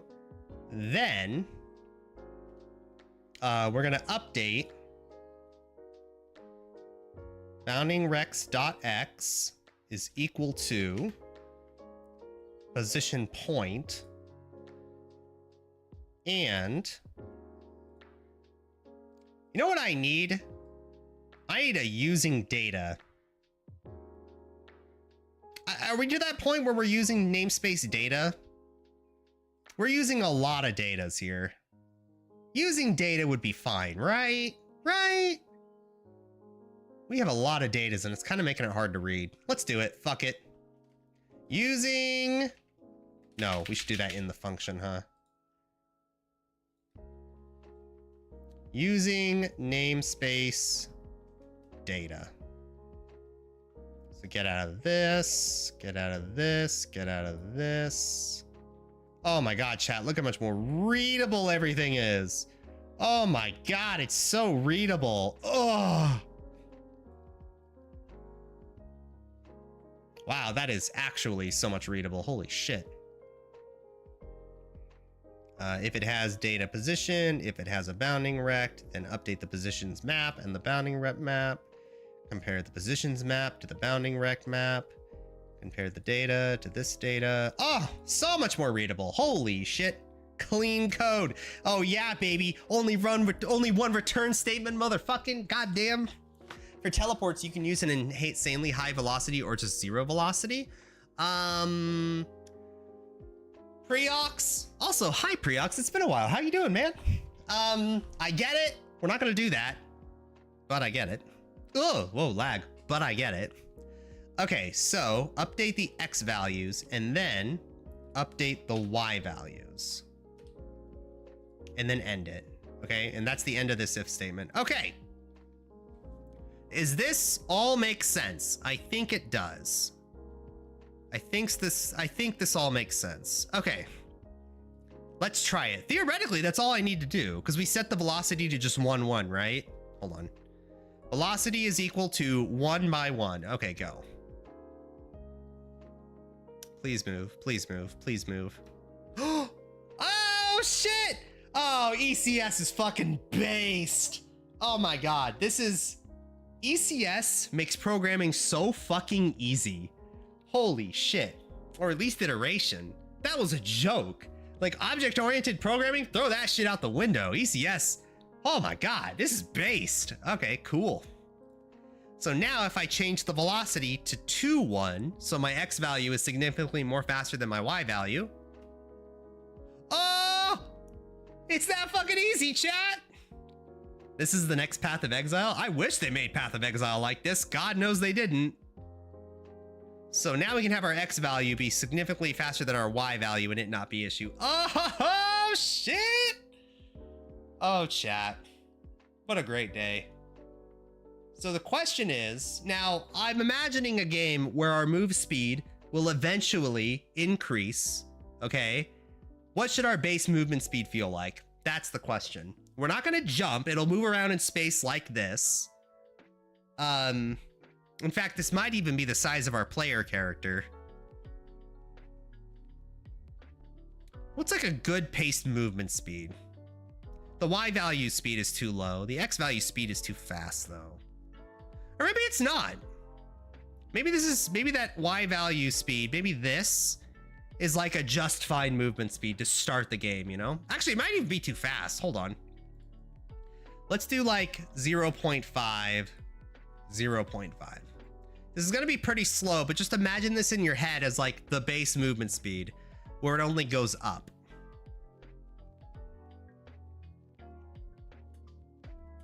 This is too slow. I'm just imagining your mouse being on the screen that you shoot towards. Like this mouse being like the target. So it's like you're moving around with WASD and you're shooting with the mouse, right? So click down, pew, pew, pew, pew, shooting diagonally, pew, pew, pew, pew. Oh, I'm so slow. It's too slow. Let's go back to 1, 1. This is too fast though, isn't it? Pew, pew, pew, pew, pew, pew. You know what the problem is?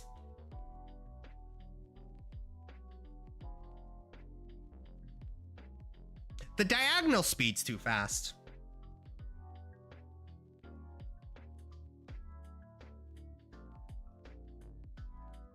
That's the problem.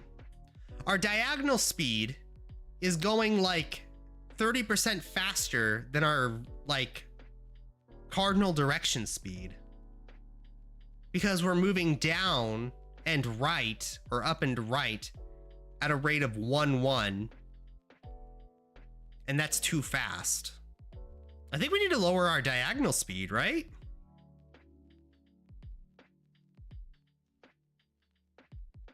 Yeah, our diagonal speed's too fast. Let me think. Hold on, this is like some trigonometry shit. The hypotenuse, so if we started a right angle here, so if the mouse here, so we're gonna go move up and right, this direction. if we're going right at 1 unit distance and up at 1 unit distance, what is the hypotenuse?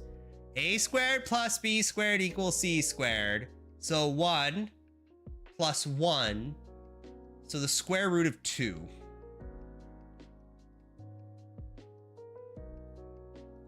Is 1.41. So we're going 40, rounded down, 41% faster when we go diagonally, right? So maybe if we have 2 directions being pressed at once, we slow down by 41%. Or no, it wouldn't be 41%. We would slow down by oh, maybe it is 41%. Half is 70% speed. Half is 70. I'm thinking 141 going down to 100. Oh god. Fucking statistics, man. Okay, so 1.41. No, it's 1 divided by 1.41. 70%. Oh, that was right. Okay, so it is 71%. So we need to slow down our speed by 29% to get to 1. Okay, that's in my head. Okay, so we need to slow down our diagonal speed by 29%. So 30% if we want to make it easy. And that would match our diagonal speed with our vertical and horizontal speed. Otherwise, what's going to happen is everyone will move in a diamond shape. So instead of just moving up like this, what people are going to do is like, oh, to get up faster, diagonal. And that will actually get you there, chat. 29% quicker than moving vertically if you don't change your diagonal speeds, which is kind of wild, right? Fucking math. Jesus. Called Pythagoras now. Pythagoras! Where's the bye-bye bozo? Listen! Bye-bye bozo. I see what's going on. I see you lurking there. So we have to lower our diagonal speed by 29%. Okay, how are we gonna do that? We have to be careful. We have to account for the fact that if 2 scan codes are active for that key, then the velocity only has 70% value.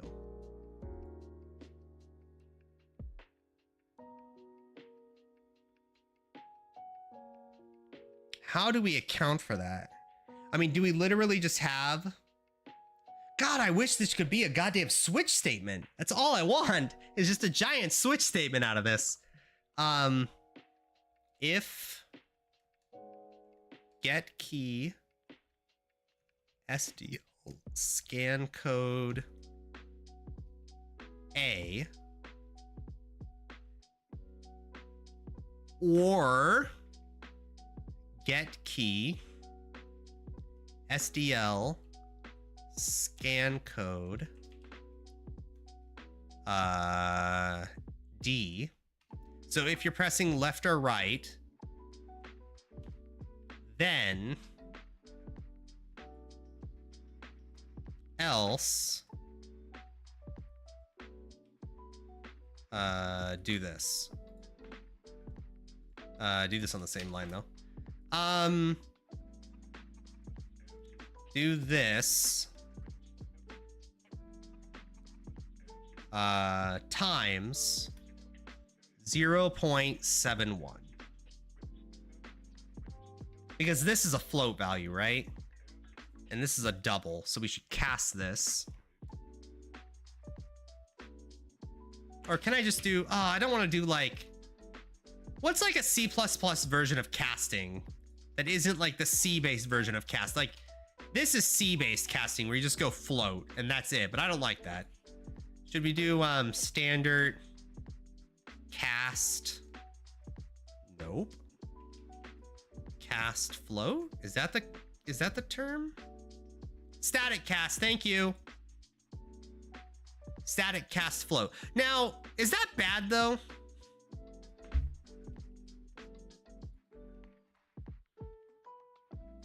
This is still incorrect. Wait, what? Oh.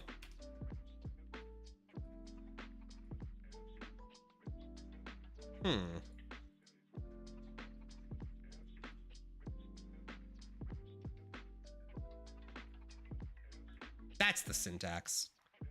Okay, do we need to static cast a 0.71 though? Just put F at the decimal? Can I just do that? Wait, I thought you had to do that if it was like point F. Oh my God, you're based. Okay, thank you.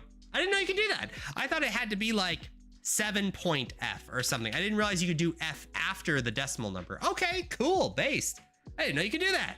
You learn something every fucking day. Thank you, Super Plank, coming in here with that girthy floating dick. Float, like float value. You get it? It was that was like two jokes, like combined into one, and it sounded kind of perverted. I'm sorry. That was inappropriate. Didn't mean to invade your bubble there, you know? So what does all this mean? Also, ignore this syntax error. It literally means nothing. This is a, there we go. It's literally a module issue. So if another left-right key is being pressed, only increase this by 71% of the normal value, else just increase the value by normal. So we're gonna do the same thing.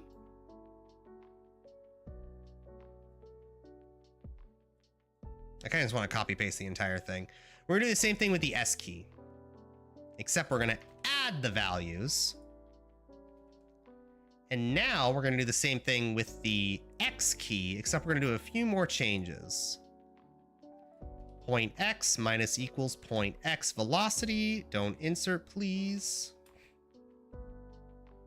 Point X minus X velocity is normal. And we're gonna change scan code W or scan code S. So now if we're pressing the up or down key, if that's true, then while we're pressing A, then only do 70% speed, otherwise do normal speed. And we're gonna do the same thing here as the D key, except we're going to be adding. Okay, if everything works out, it should be smooth now. Okay, there's our X value. There's our Y value. Look at that! We did it! Oh, shit! Holy math gigachad. I think you can do this. Velocity is equal to the square root of X square root of 2, Y square root of 2, or to the power of 2. And then do position to X plus, nah, I like our way more. It's more simple, it's more readable. We don't need complicated. We did the same math. It's not exactly right, but it's the same math. We are accounting for a 29% decrease in speed when we go diagonally, and it works. It's that easy. And the only difference is we just do this.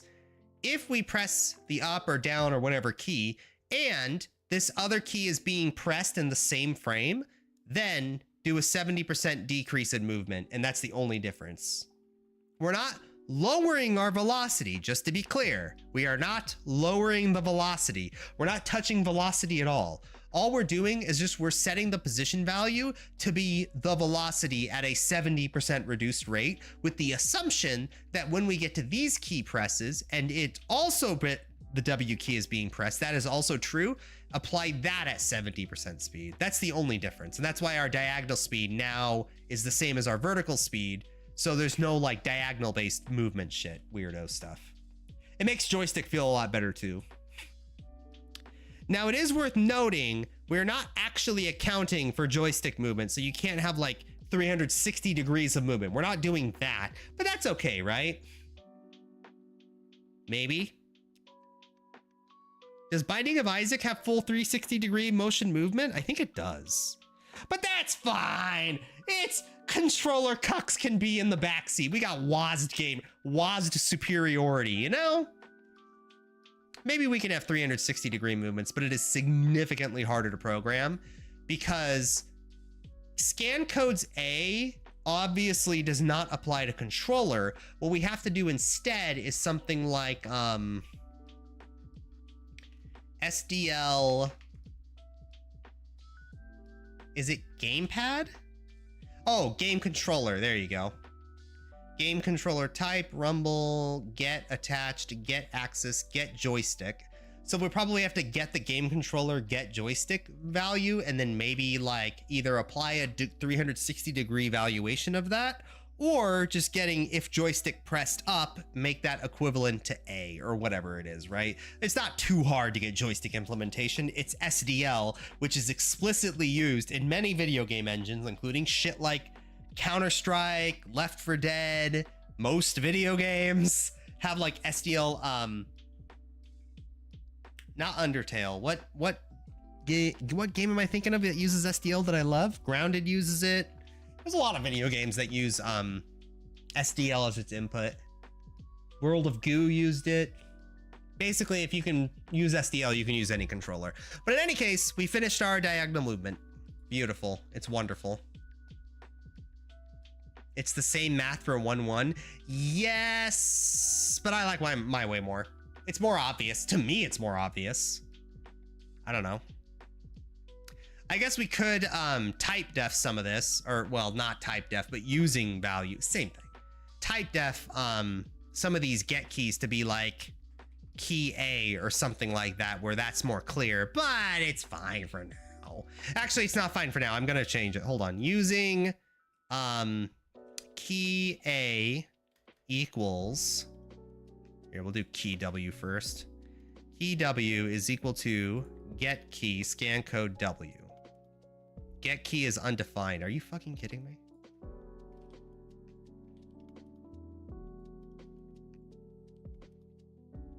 Get key is not a type name. What? It's a constituent. Wait. C++ nerds, what am I doing wrong? Using key W is equal to get key scan code W. Get key is defined here. Why can't I do this?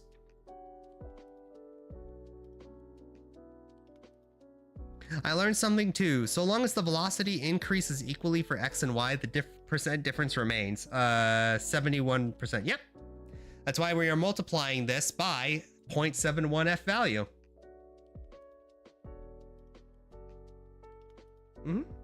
But that's fine. I have no intentions of, we're not doing like a platformer where your X and Y speed is going to be different than your vertical jump speed. It's literally a game in 2D space where you can move around freely. So the X and Y value being the same is no problem.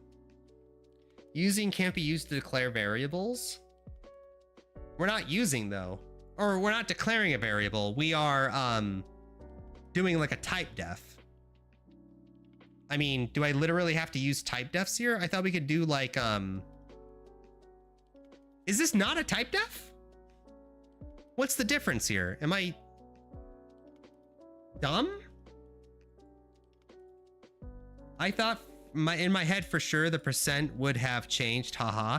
Well, it would have changed if the X and Y values were different. Get key is a value. Well, it's fine if it's a value. I'm wanting to like type def it. So I can, hold on, C++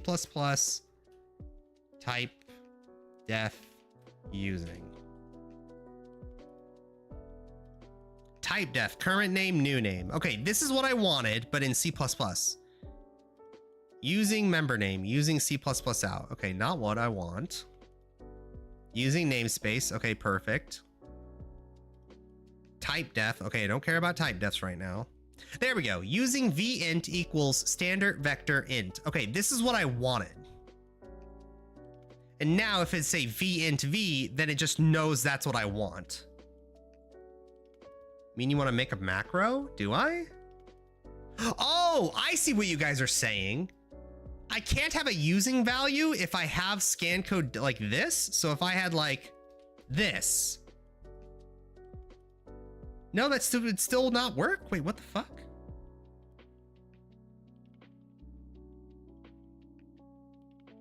One divided by the square root of 1.1 to the power of 2 plus 1.1 to the power of 2 is different from 0.71. A squared plus B squared equals C squared. So if X and Y value were 5 each, 5 squared is 25. Y squared is 25, which means 25 plus 25 is 50. So the square root of 50 is 7.07.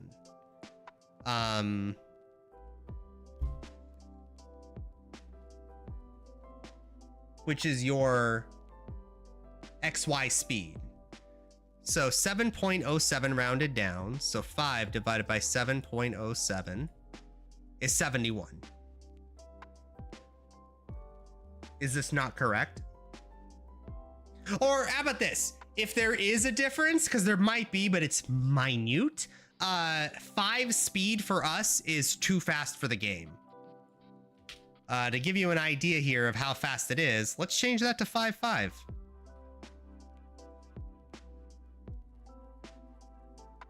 This is too fast. Nothing in the game will ever move this fast. So for our use case, it's 71%. That being said, chat, call me stupid. Should we not make this an XY value if our XY value will always be the same? No, because there's going to be things in the game.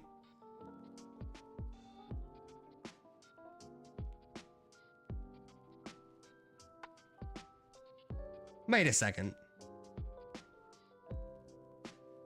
Am I doing this wrong? We're only moving when I press the key, but our default speed is 1.1. Doesn't that imply that we should automatically be moving to the right or down every frame? Or every physics check? But we're only moving right or down based on the velocity. But shouldn't it be increasing our velocity and then a separate check is good? Hold on. Wait, I'm doing this wrong. We should be changing the velocity based on the direction we press. And that velocity's increase is probably going to be based on some other value of like our current character's speed capabilities, right? And then we increase the velocity by that value. And then we have a separate system that then updates the point based on the velocity's value. I'm doing this wrong. Get key scan code W is a value, not a type. Using only works with types. Fuck! Okay, my bad.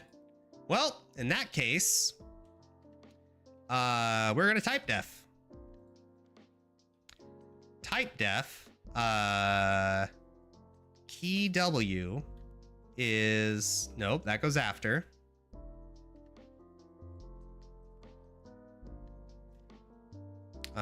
Key W.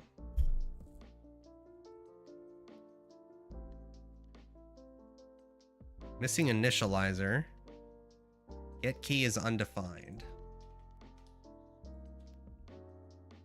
This doesn't work. Oh my god, I need a macro? Type def is using but uglier. Oh my god.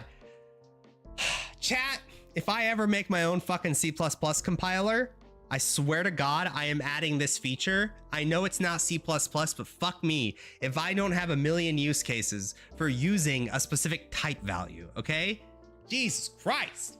Fine, no macros. We're raw dogging this. Okay, we need to change this. You could do this with a lambda. Nah, too complicated. We need to change this. This is wrong. We should not be moving the position based on the velocity when we press down a key. We should be changing the velocity when we press down a key, and then another system, like we did down here, updates the position values. And then this system updates the render rect values based on the position values. We do all this separately because there's going to be different use cases for each of them. Alternatively, if we really wanted to try hard, we could have a component that says movement and just handles all of it with like methods inside of the component. Nah, we'll do it this way. So this needs to change. So before we do that, everything still works. Okay, sweet. So here's what we're gonna do. We are going to keep this, except we're gonna change a few things.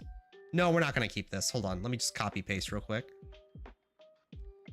Copy, paste, but now we need to change a lot here. So let's get rid of all of these scan codes.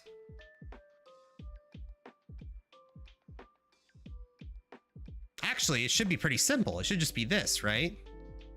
If it is controllable, we should get rid of that. If it has a position value, wait.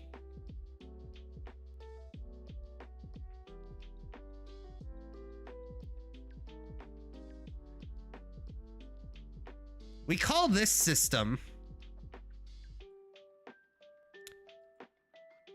if this has a component position and a bounding rect, then update the bounding rect. If it has a position and a velocity, then update the position value. Position.x is equal to plus equals velocity.x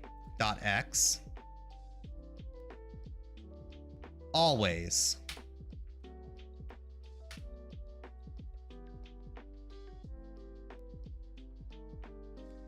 Same thing here. And then end it. And that's it. So the reason why this is it is because the velocity x and velocity y, all that logic is above. It could subtract, it could be a negative ooh.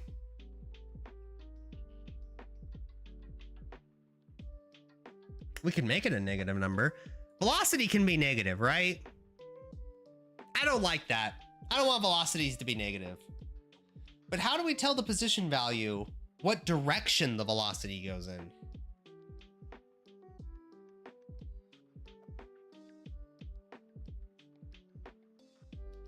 Velocity doesn't care about like negative values. It only ever goes in one direction. It's just forward, right?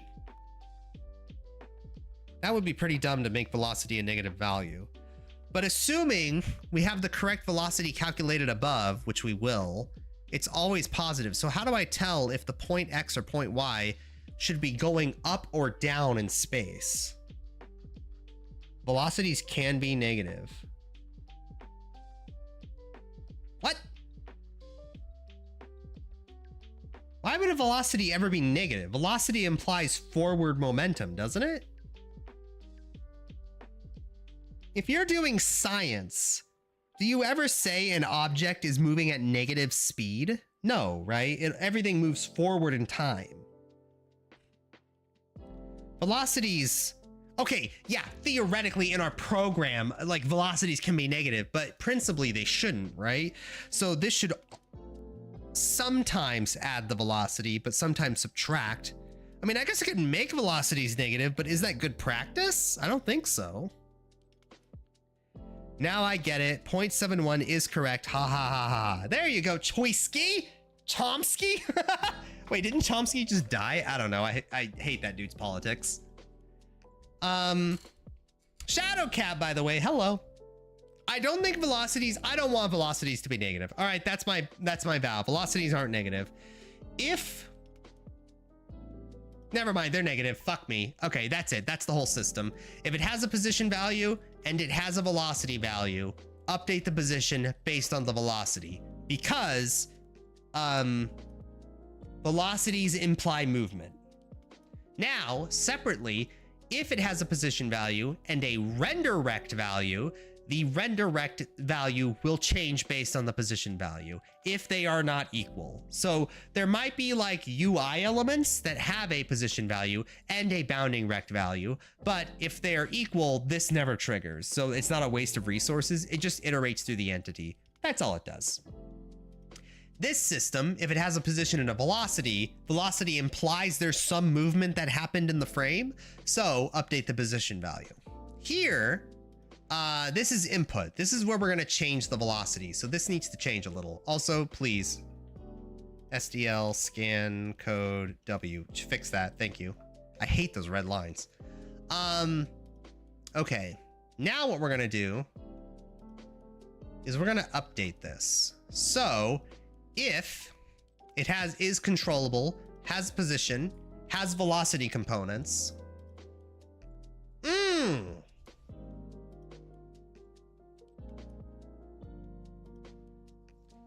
No, this is wrong.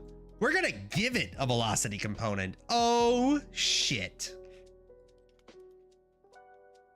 Let's come back to that in a second. Okay, we'll keep that there for now. We're gonna give it the velocity component. I kind of want to try that. Although, ooh, we have to get rid of the velocity component by not moving, so maybe we won't touch that yet.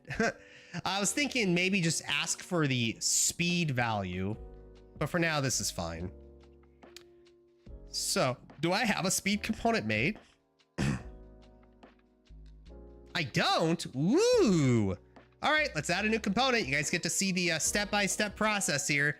This is our tech debt. So struct C speed. We'll give it a float value. Speed. We're gonna say speed is equal to 13. Number of components is n plus 1. Then we're gonna make a new map based on s speed called speeds. Copy that. Actually, don't copy that, but we're gonna add something to the end of this case deal. Case data speed data. So we're gonna call the map now speeds using MID for that entity as the key. Speed is equal to 0, so it's going to get initialized as 0 when we add the component. Then we're going to remove it. Removing being case data speed speeds dot erase MID. So we remove it from the entity. We remove the entity's value from the map, so it frees up the memory. And that's it. It'll automatically flip the bit. And then we call data speeds dot erase MID. So we're doing the same thing again. This is what happens when we kill an entity. When we just want something to go away, free up memory, get ready to be cold, all that shit, right? We kill the entity, right? So it sets every map value it may have, just erase that value if it even exists, and then set the bit point or the bit set values to just reset all to 0, and then set the Boolean is alive to false so it gets cold the next frame. That's all it does. Now we have a velocity. Sweet. Now we are gonna say, instead of checking for velocity, let's check for speed. If it has a speed value, golden. You're great. Don't touch it again. Now, we're going to keep all this, except instead of positions, we're going to update velocities. I know that's spelled wrong, but that's on purpose. Velocity. And then we're going to check instead speeds, and then check its speed.y to be 0.71. Except that'd be 0.71. There we go. It's not speeds.y, it's just speed. And then we are going to copy paste that. Copy paste that. So now the y value is updated here separately. And then separately from that, we have our point updated based on that value, which is beautiful. And it's so simple and it's so nice. Now the problem is how do we set our velocity to 0? Because now we're just increasing it forever. I guess we need a stop movement I guess we need to check is that if there's no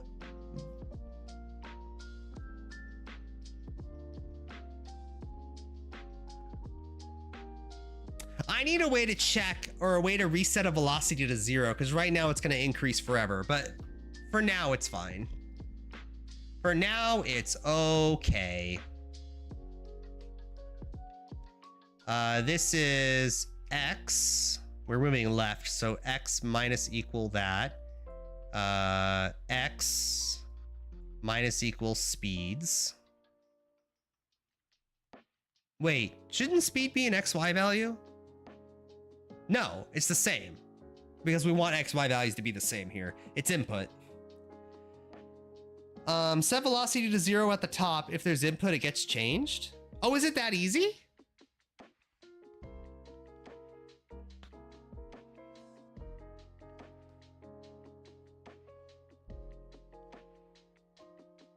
It's not easy. Because we check for input before we even iterate through everything. I don't want to... Although I guess we don't need to check the keyboard state. Do we want to check the keyboard state for every positive instance of that entity being controllable, or just... I don't know if I want to check the keyboard state for every given entity. That sounds like a complicated issue, right?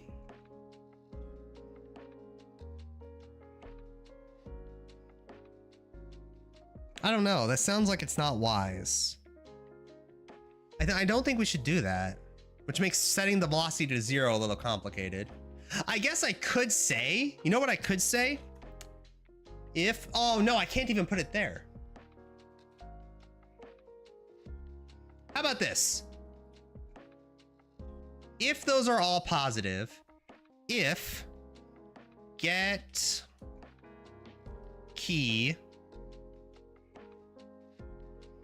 is equal to null pointer, does that make sense? I don't think I can do exclamation point get key, right? There's no way that works.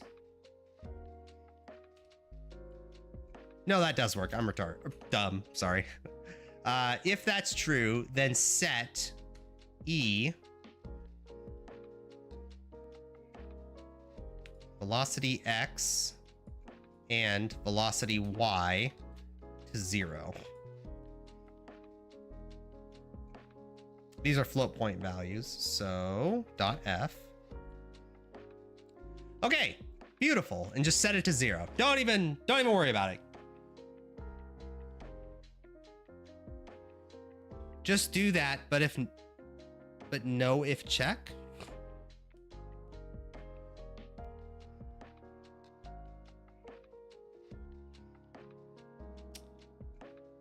Oh, you're saying set it to 0 every that's kind of based. I like that. So we set it to 0 every time. That's probably wise, right?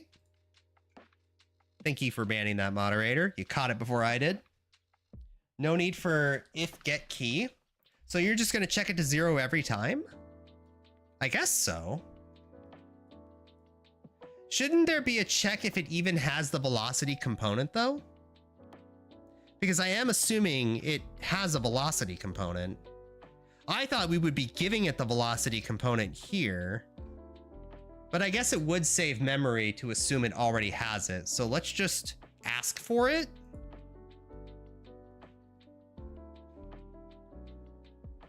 We have to check somewhere if it has the velocity component. It just has to. I can't change memory in a place where it may not have access to memory, you know? Okay, so we set it to 0 and then we change the speed and everything. So let's do all of this. Oops. Copy. So we're doing S, so we're going down in space. So plus equals, and then we're gonna go D, so we're going right in space. So plus equals. Okay. I want this to be on the same line because I have OCD and I don't know why I don't know how you would change that in Visual Studio, but I hate my else lines being on new lines. It's so weird. I hate that. Okay. Save everything. Beautiful, simple, clean. Simple and clean. Oh, please move when I move. Please don't go. Fuck. I'm not even pressing anything. Okay, what's wrong here?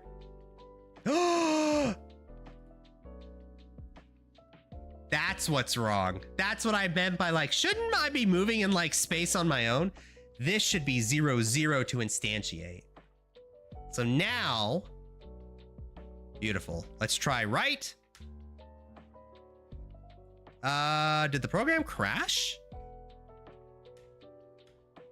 Nope, it just doesn't move.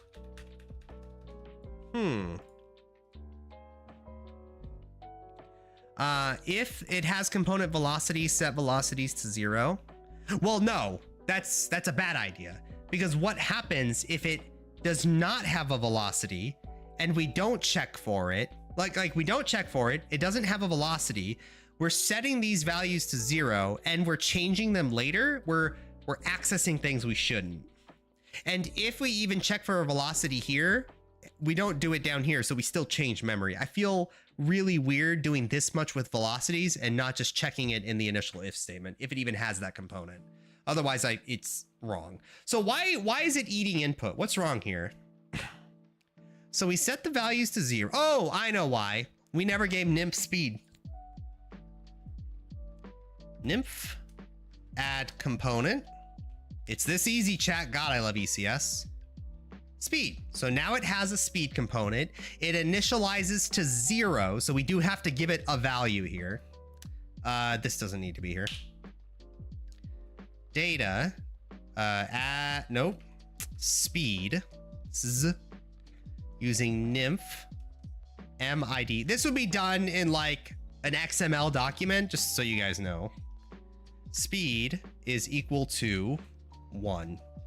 So now in any access value of speed, giving that nymph, it's 1. Okay, this should work. Oh shit. Oh shit. The diagonal speed doesn't look faster. It looks like it goes the same speed no matter what. Maybe it's an illusion, and I feel like the diagonal speed is actually lower Y value, but I guess it is just an illusion, isn't it? Wow, there you go. ECS in a nutshell. It's that fucking easy. Wow, that's so cool. Now, it may seem like we did nothing today, right? Like, this looks like exactly how we started, but think about it.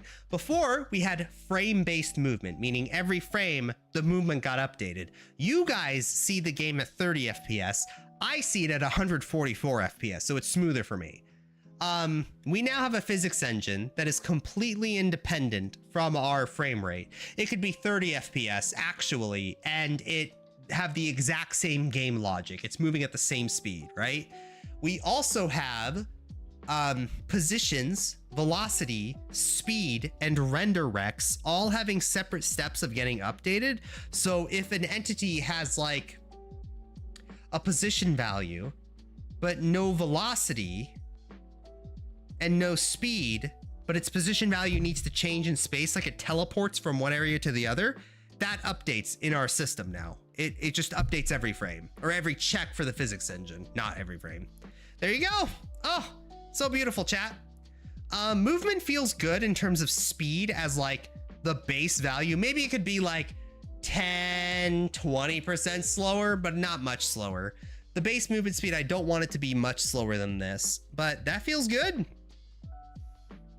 I think tomorrow we're gonna work on shooting. I think tomorrow's bullet day. So what we're gonna want is based on where the mouse is in 2D space. If I click down, I want bullets to shoot at this. That's what we're gonna work on tomorrow.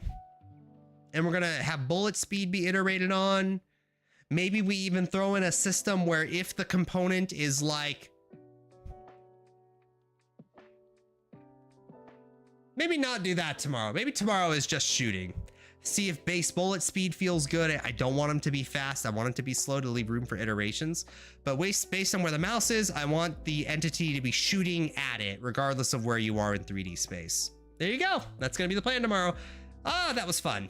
All right, that's our game engine in a nutshell today. Oh, shit. Saved and ready. Okay, everybody come here. We're streaming tomorrow. It's gonna be exciting. Tomorrow's programming, more of the video game engine, because people really like that.